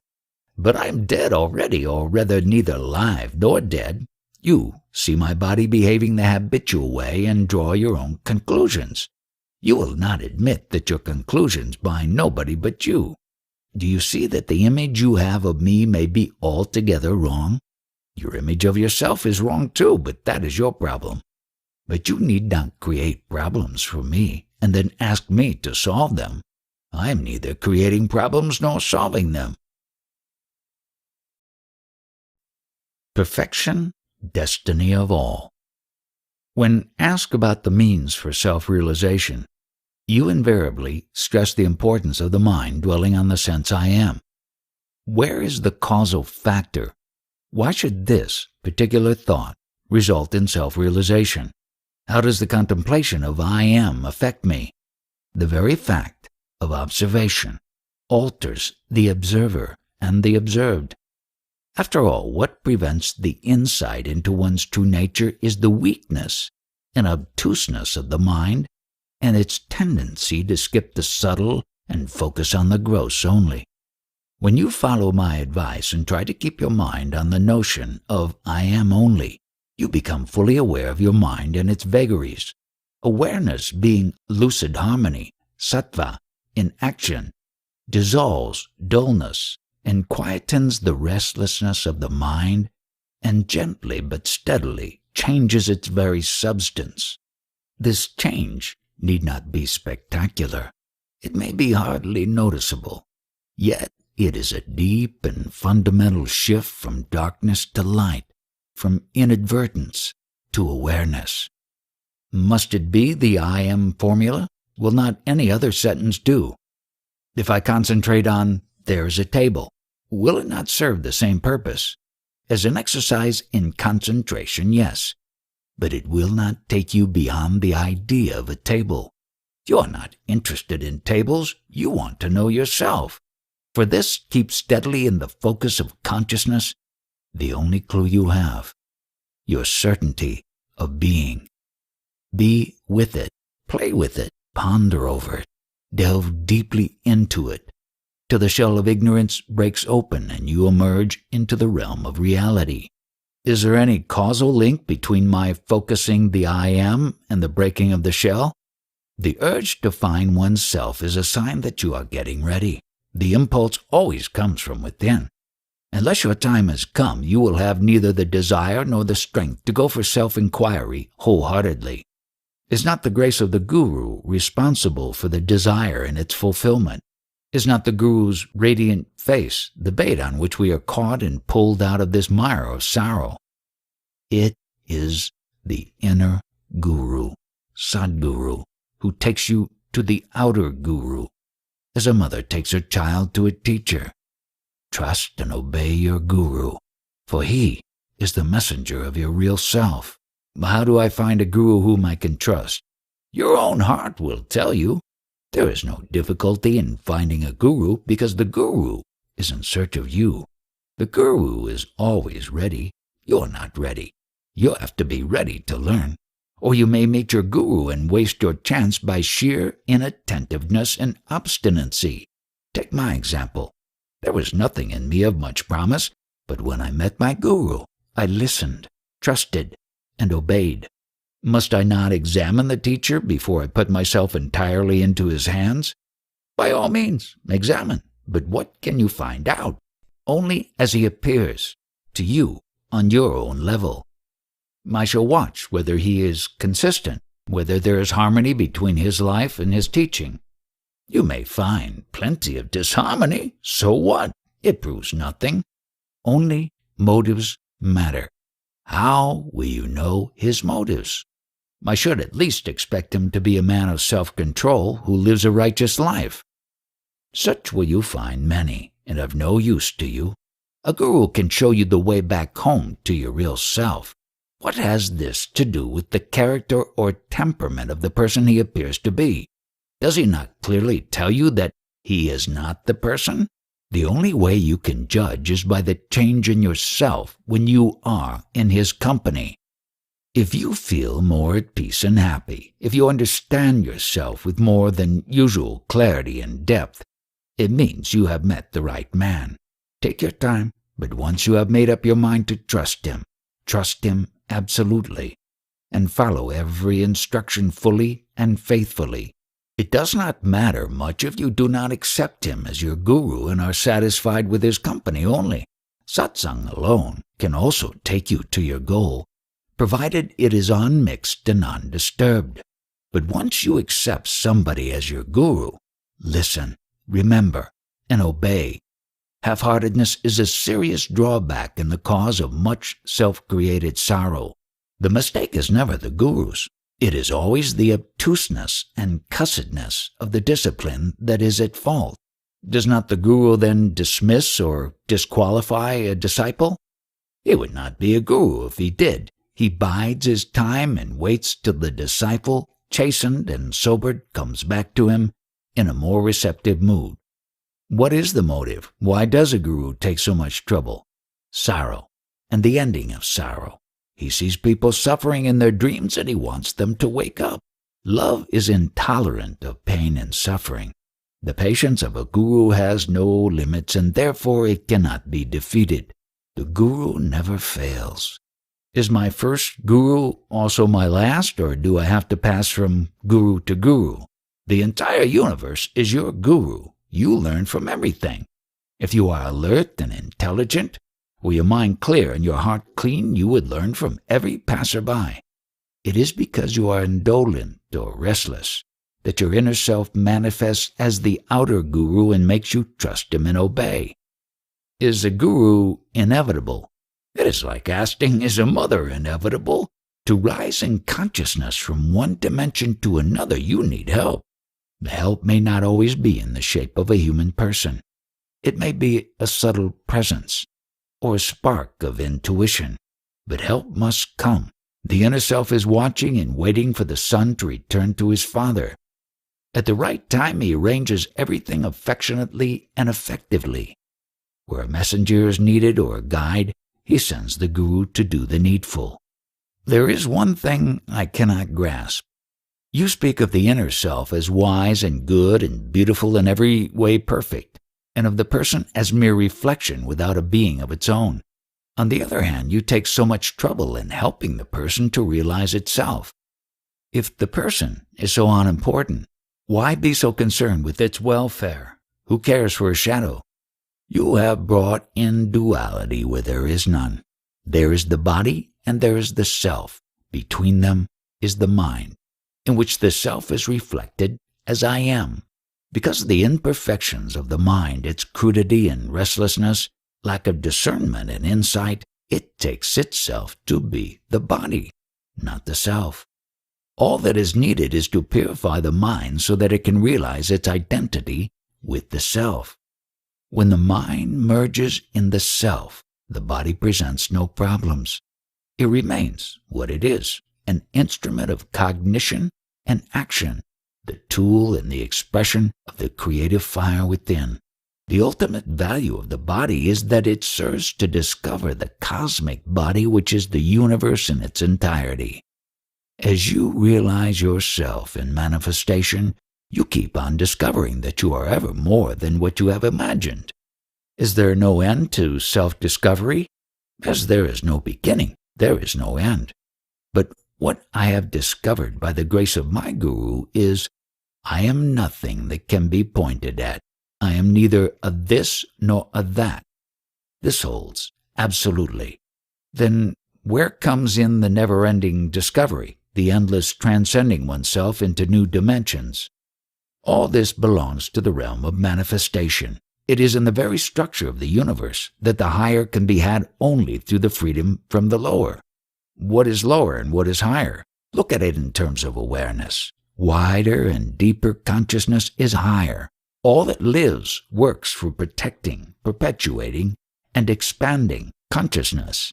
This is the world's sole meaning and purpose. It is the very essence of yoga, ever raising the level of consciousness, discovery of new dimensions with their properties, qualities, and powers. In that sense, the entire universe becomes a school of yoga, yogakshetra. Is perfection the destiny of all human beings? Of all living beings, ultimately? The possibility becomes a certainty when the notion of enlightenment appears in the mind. Once a living being has heard and understood that deliverance is within his reach, he will never forget, for it is the first message from within. It will take roots and grow, and in due course take the blessed shape of the Guru. So, all we are concerned with is the redemption of the mind? What else? The mind goes astray, the mind returns home. Even the word astray is not proper. The mind must know itself in every mood. Nothing is a mistake, unless it is repeated. Desire and fear, self-centered states. I would like to go again into the question of pleasure and pain, desire and fear. I understand fear, which is memory and anticipation of pain. It is essential for the preservation of the organism and its living pattern. Needs when felt are painful in their anticipation as full of fear. We are rightly afraid of not being able to meet our basic needs. The relief experienced when a need is met or an anxiety allayed is entirely due to the ending of pain. We may give it positive names like pleasure or joy or happiness, but essentially it is relief from pain. It is this fear of pain that holds together our social, economic, and political institutions. What puzzles me is that we derive pleasure from things and states of mind which have nothing to do with survival. On the contrary, our pleasures are usually destructive. They damage or destroy the object, the instrument, and also the subject of pleasure. Otherwise, pleasure and pursuit of pleasure would be no problem. This brings me to the core of my question. Why is pleasure destructive? Why, in spite of its destructiveness, is it wanted? I may add I do not have in mind the pleasure-pain pattern by which nature compels us to go her way. I think of the man-made pleasures, both sensory and subtle, ranging from the grossest, like overeating, to the most refined. Addiction to pleasure, at whatever cost, is so universal that there must be something significant at the root of it.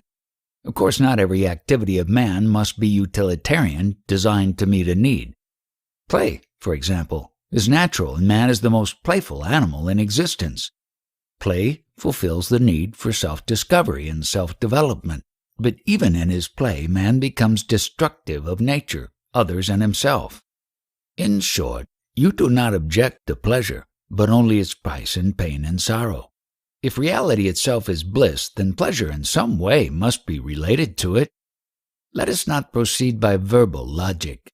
The bliss of reality does not exclude suffering.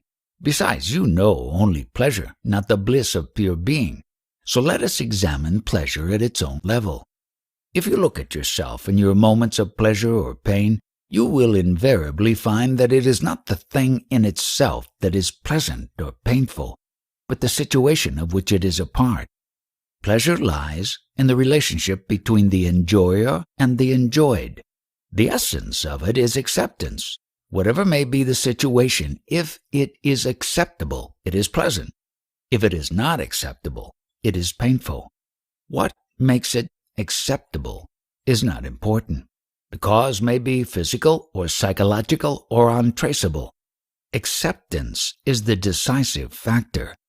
Obversely, suffering is due to non-acceptance. Pain is not acceptable.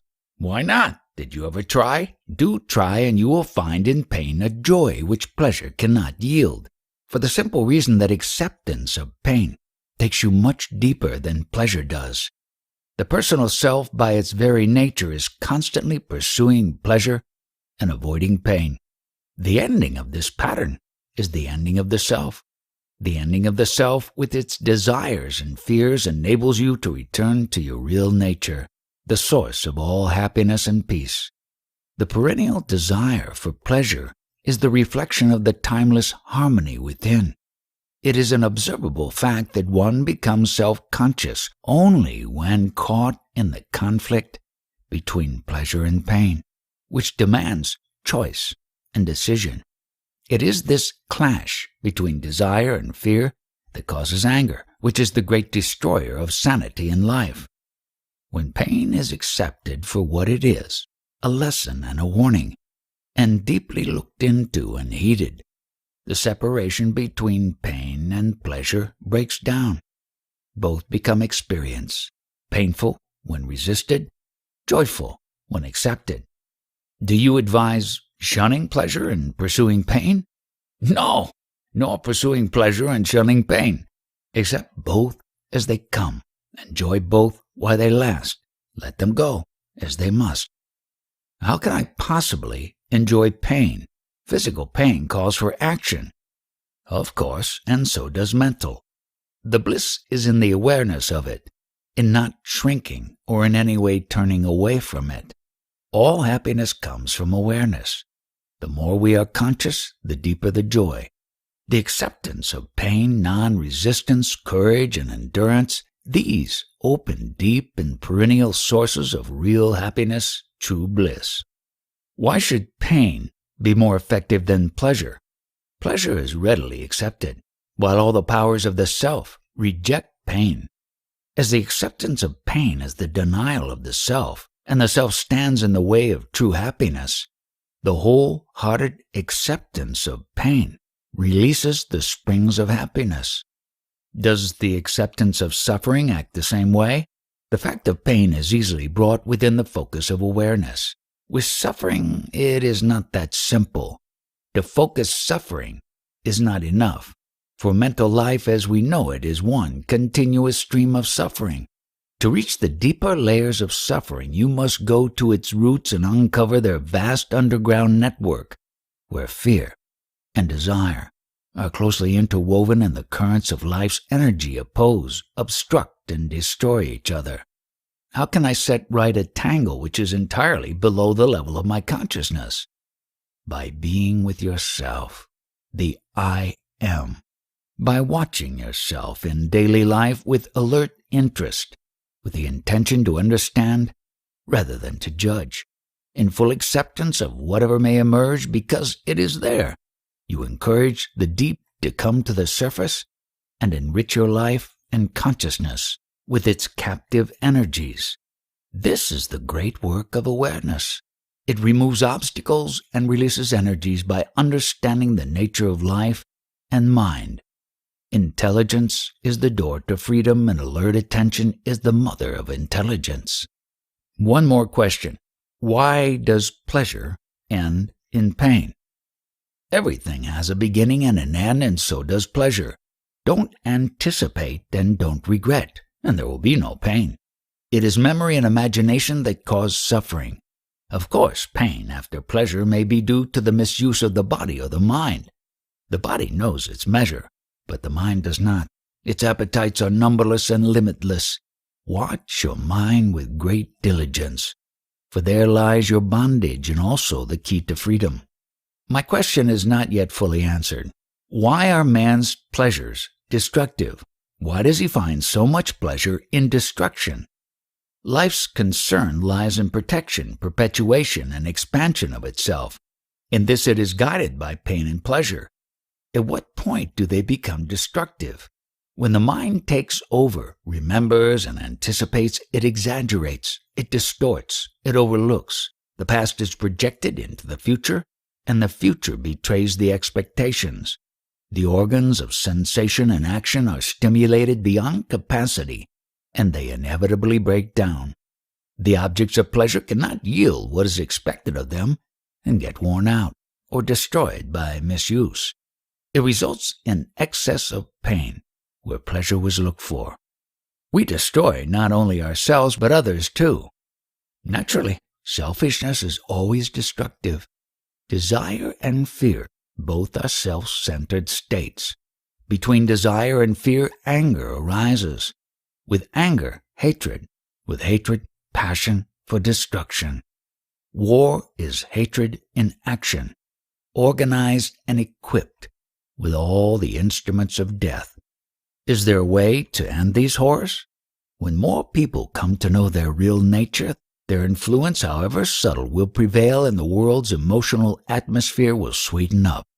People follow their leaders, and when among the leaders appears some great in heart and mind, absolutely free from self-seeking, their impact will be enough to make the crudities and crimes of the present age impossible. A new golden age may come and last for a time and succumb to its own perfection. For ebb begins with the tide at its highest. Is there no such thing as permanent perfection? Yes, there is, but it includes all imperfection. It is the perfection of our self-nature which makes everything possible, perceivable, interesting. It knows no suffering, for it neither likes nor dislikes, neither accepts nor rejects. Creation and destruction are the two poles between which it weaves its ever-changing pattern. Be free from predilections and preferences, and the mind with its burden of sorrow will be no more. But I am not alone to suffer. There are others. When you go to them with your desires and fears, you merely add to their sorrows. First, be free of suffering yourself, and then only hope of helping others. You do not even need to hope. Your very existence will be the greatest help a man can give his fellow man. Live facts, not fancies. You say that whatever you see is yourself. You also admit that you see the world as we see it. Here's today's newspaper with all the horrors going on. Since the world is yourself, how can you explain such misbehavior? Which world do you have in mind? Our common world in which we live. Are you sure we live in the same world? I do not mean nature, the sea and the land, plants and animals. They are not the problem, nor the endless space, the infinite time, the inexhaustible power. Do not be misled by my eating and smoking, reading and talking. My mind is not here. My life is not here.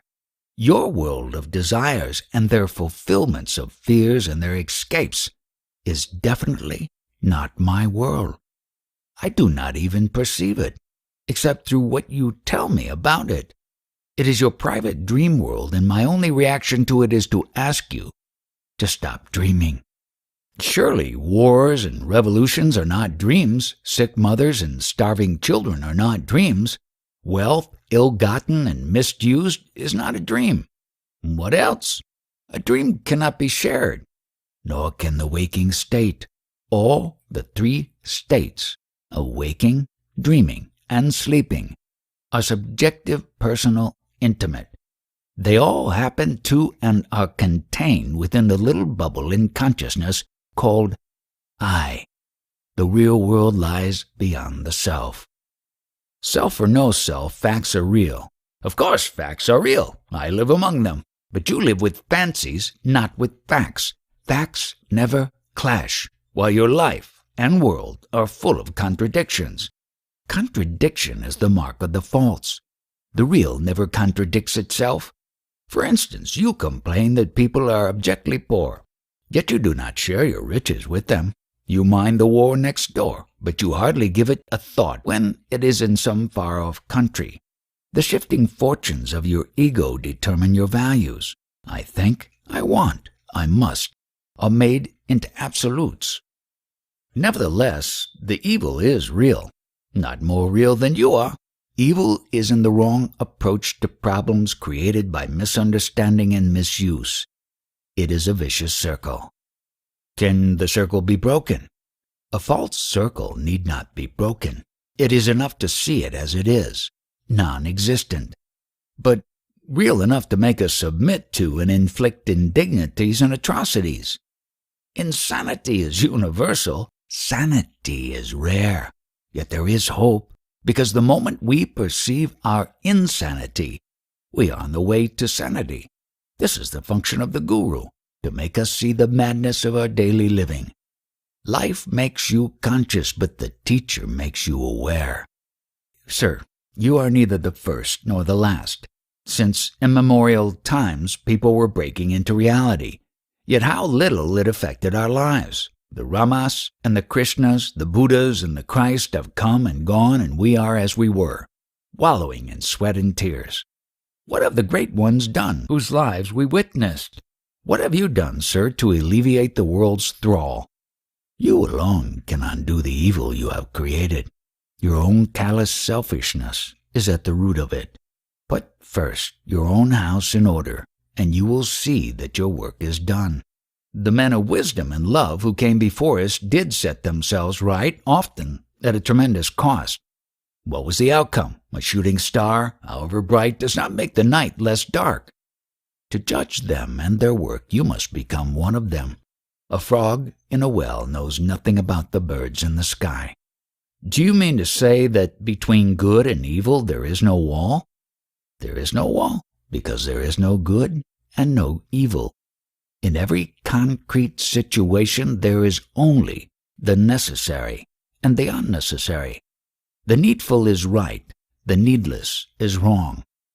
Who decides? The situation decides.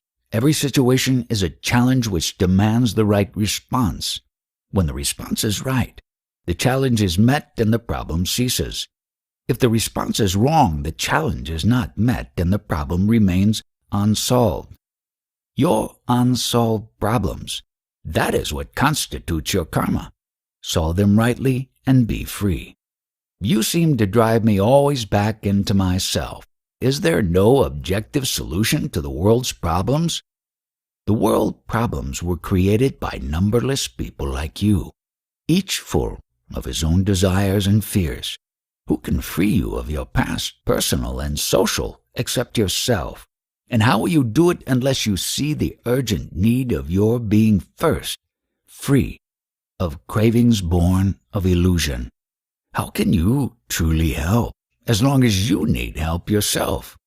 In what way did the ancient sages help? In what way do you help? A few individuals profit, no doubt. Your guidance and example may mean a lot to them, but in what way do you affect humanity, the totality of life and consciousness? You say that you are the world and the world is you. What impact have you made on it? What kind of impact do you expect? Man is stupid, selfish, cruel. Man is also wise, affectionate, and kind. Why does not goodness prevail? It does, in my real world. In my world, even what you call evil is the servant of the good and therefore necessary. It is like boils and fevers that clear the body of impurities. Disease is painful, even dangerous, but if dealt with rightly, it heals. Or kills. In some cases, death is the best cure. A life may be worse than death, which is but rarely an unpleasant experience, whatever the appearances. Therefore, pity the living, never the dead. This problem of things good and evil in themselves does not exist in my world. The needful is good and the needless is evil. In your world, the pleasant is good and the painful is evil. What is necessary? To grow is necessary. To outgrow is necessary. To leave behind the good for the sake of the better is necessary. To what end? The end is in the beginning. You end where you start, in the absolute. Why all this trouble, then, to come back to where I started? Whose trouble? Which trouble? Do you pity the seed that is to grow and multiply till it becomes a mighty forest? Do you kill an infant to save him from the bother of living? What is wrong with life? Ever more life. Remove the obstacles to growing and all your personal, social, economic, and political problems will just dissolve. The universe is perfect as a whole, and the parts striving for perfection is a way of joy. Willingly sacrifice the imperfect to the perfect, and there will be no more talk about good and evil. Yet we are afraid of the better and cling to the worse. This is our stupidity, verging on insanity. What is there to be afraid of? The unknown, the not being, not knowing, not doing, the beyond. You mean to say that while you can share the manner of your achievement, you cannot share the fruits? Of course I can share the fruits, and I am doing so all the time. But mine is a silent language. Learn to listen and understand. I do not see how one can begin without conviction. Stay with me for some time, or give your mind to what I say and do, and conviction will dawn. Not everybody has the chance of meeting you. Meet your own self. Be with your own self. Listen to it. Obey it. Cherish it. Keep it in mind ceaselessly. You need no other guide. As long as your urge for truth affects your daily life, all is well with you. Live your life without hurting anybody. Harmlessness is a most powerful form of yoga. and it will take you speedily to your goal. That is what I call Nisarga Yoga, the natural yoga. It is the art of living in peace and harmony and friendliness and love. The fruit of it is happiness, uncaused and endless. Still, all this presupposes some faith. Turn within and you will come to trust yourself. In everything else, confidence comes with experience. When a man tells me that he knows something I do not know, I have the right to ask, what is it that you know that I do not know? And if he tells you that it cannot be conveyed in words, then I watch him closely and try to make out. And this is exactly what I want you to do. Be interested, give attention, until a current of mutual understanding is established. Then the sharing will be easy. As a matter of fact, all realization is only sharing. You enter a wider consciousness and share in it. Unwillingness to enter and to share is the only hindrance. I never talk of differences, for to me there are none. You do, so it is up to you to show them to me. By all means, show me the differences, for this you will have to understand me, but then you will no longer talk of differences. Understand one thing well, and you have arrived. What prevents you from knowing is not the lack of opportunity, but the lack of ability to focus in your mind on what you want to understand. If you could but keep in mind what you do not know, it would reveal to you its secrets. But if you are shallow and impatient, not earnest enough to look and wait, you are like a child crying for the moon. By itself, nothing has existence. As I listen to you, I find that it is useless to ask you questions. What of the question? You invariably turn it upon itself and bring to me the basic fact that I am living an illusion of my own making, and that reality is inexpressible in words. Words merely add to the confusion, and the only wise course is the silent search within. After all, it is the mind that creates illusion, and it is the mind that gets free of it. Words may aggravate illusion. Words may also help dispel it. There is nothing wrong in repeating the same truth again and again until it becomes reality. Mother's work is not over with the birth of the child. She feeds it day after day, year after year, until it needs her no longer. People need hearing words until facts speak to them louder than words. So we are children to be fed on words? As long as you give importance to words, you are children. All right, then be our mother. Where was the child before it was born? Was it not with the mother? Because it was already with the mother, it could be born. Surely the mother did not carry the child when she was a child herself. Potentially she was the mother. Go beyond the illusion of time. Your answer is always the same, a kind of clockwork which strikes the same hours again and again. It cannot be helped. Just like the one sun is reflected in a billion dewdrops, so is the timeless endlessly repeated.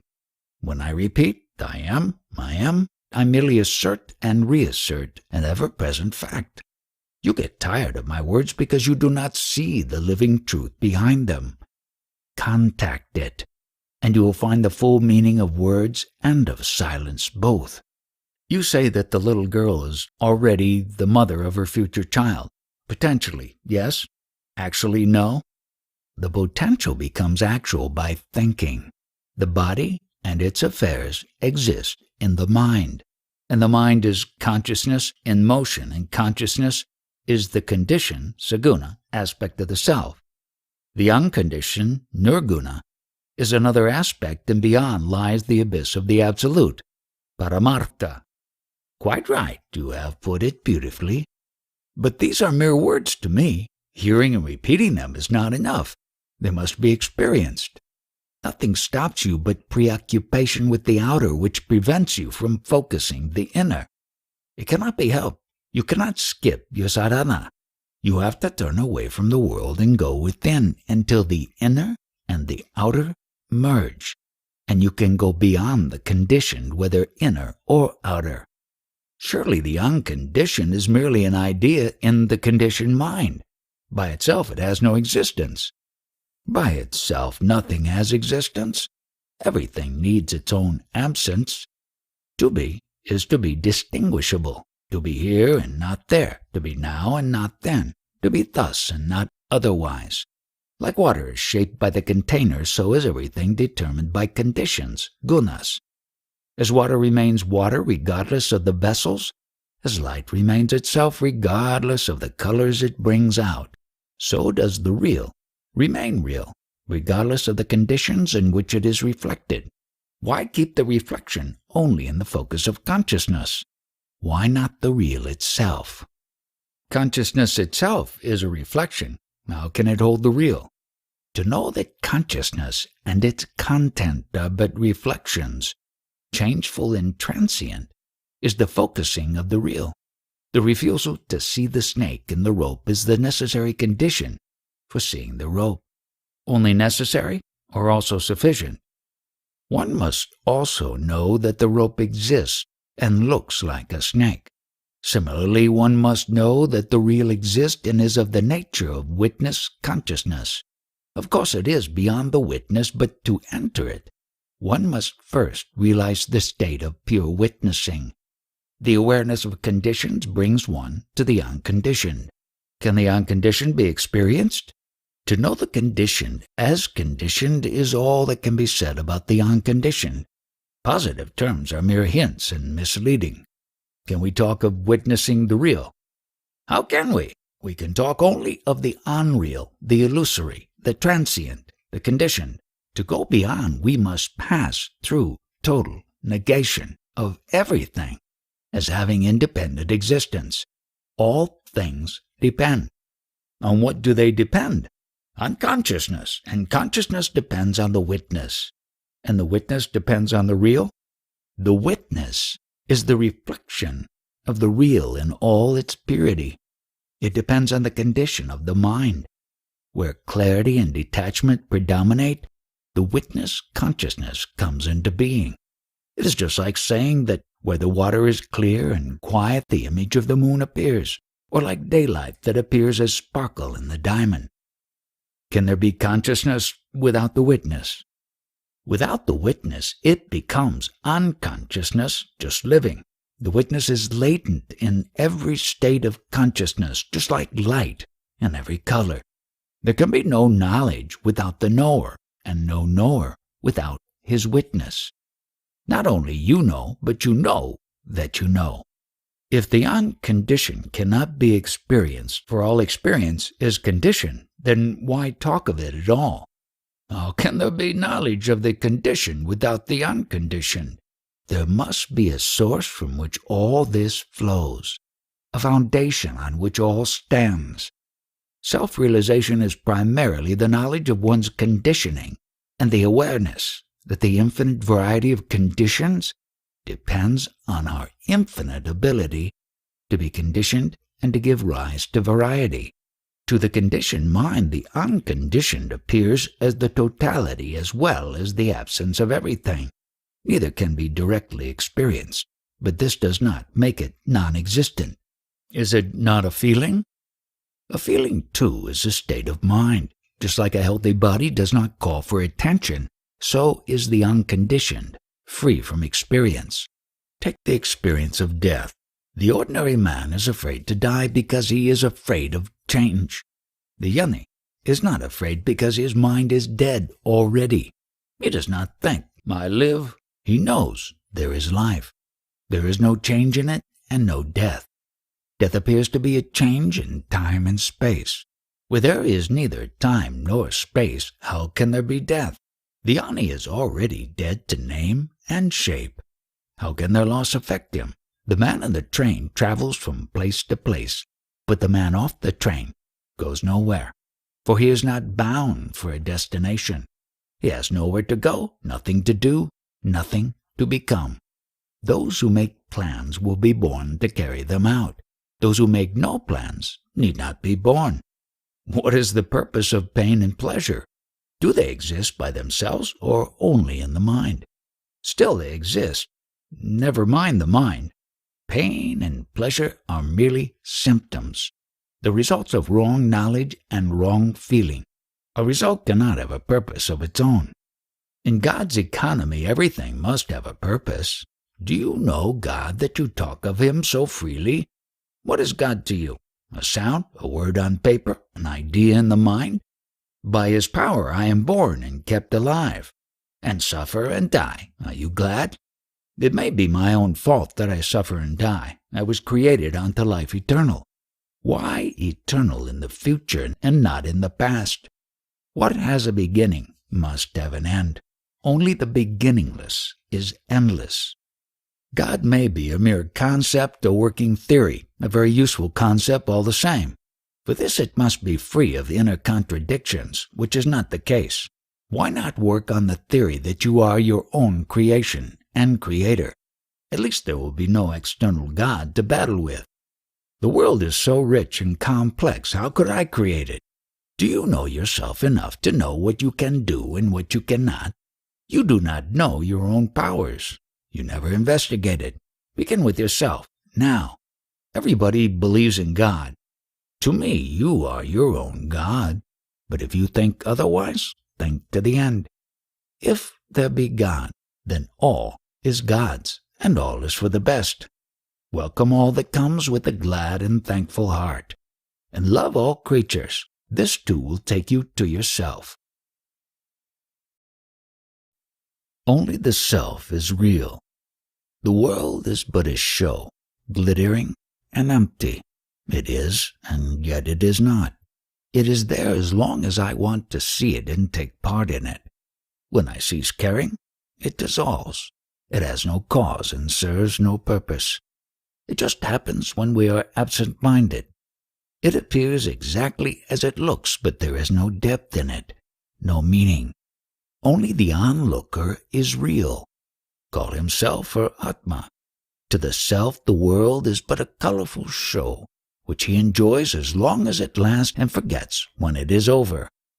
Whatever happens on the stage makes him shudder and tear or roll with laughter, yet all the time he is aware that it is but a show. Without desire or fear, he enjoys it as it happens. The person immersed in the world has a life of many flavors. He weeps, he laughs, loves and hates, desires and fears, suffers and rejoices. The desireless and fearless Jnani. What life has he? Is he not left high and dry in his aloofness? His state is not so desolate. It tastes of the pure, uncaused, undiluted bliss. He is happy and fully aware that happiness is his very nature and that he need not do anything nor strive for anything to secure it. It follows him, more real than the body, nearer than the mind itself. You imagine that without cause there can be no happiness. To me, dependence on anything for happiness is utter misery.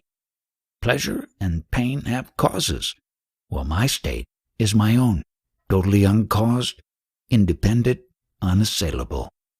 Like a play on the stage. The play was written, planned, and rehearsed. The world just sprouts into being out of nothing and returns to nothing. Is there no creator? Was not the world in the mind of Brahma before it was created?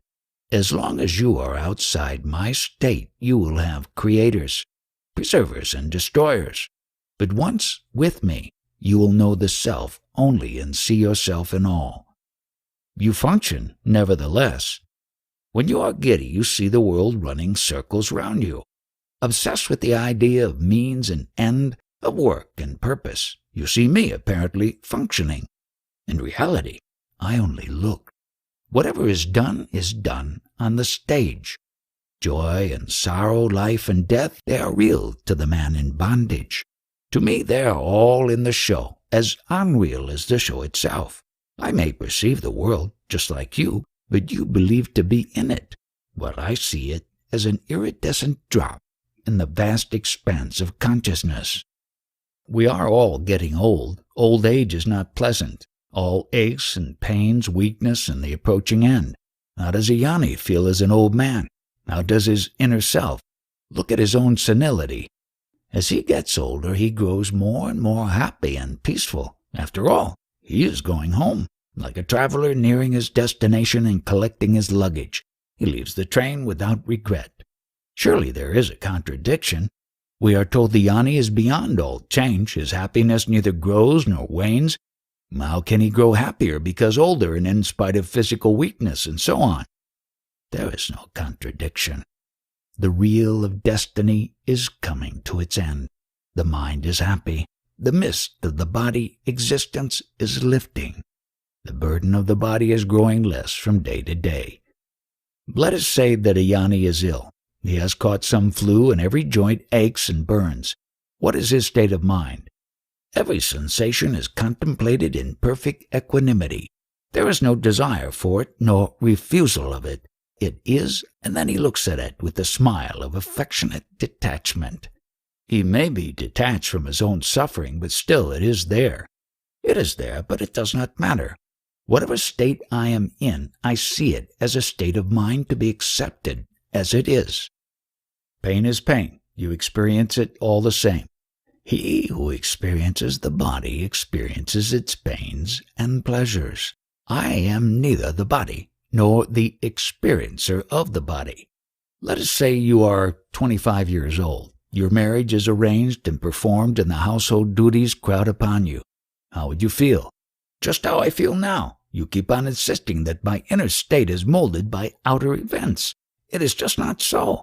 Whatever happens, I remain. At the root of my being is pure awareness, a speck of intense light.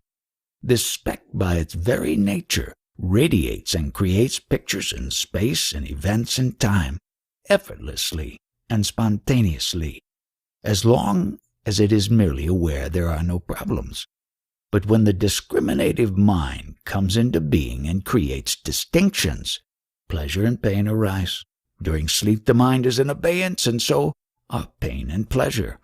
The process of creation continues, but no notice is taken. The mind is a form of consciousness, and consciousness is an aspect of life. Life creates everything, but the Supreme is beyond all. The Supreme is the master, and consciousness his servant. The master is in consciousness, not beyond it.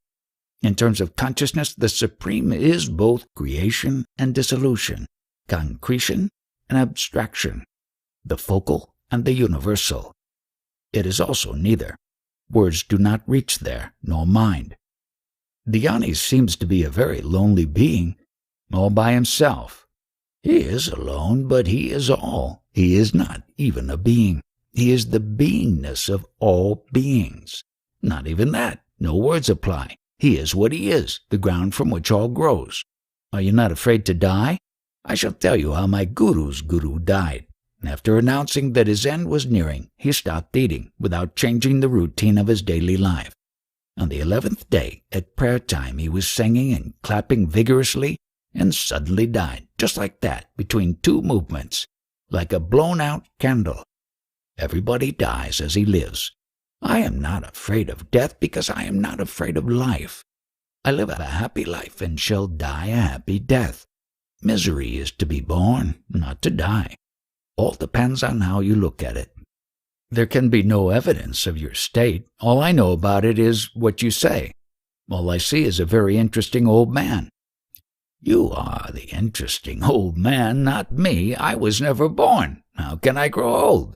What I appear to be to you exists only in your mind. I am not concerned with it. Even as a dream, you are a most unusual dream. I am a dream that can wake you up. You will have the proof of it in your very waking up. Imagine news reaches you that I have died. Somebody tells you, you know so-and-so, he died. What would be your reaction? I would be very happy to have you back home. Really glad to see you out of this foolishness. Which foolishness? Of thinking that you were born and will die, that you are a body displaying a mind and all such nonsense. In my world, nobody is born and nobody dies. Some people go on a journey and come back. Some never leave.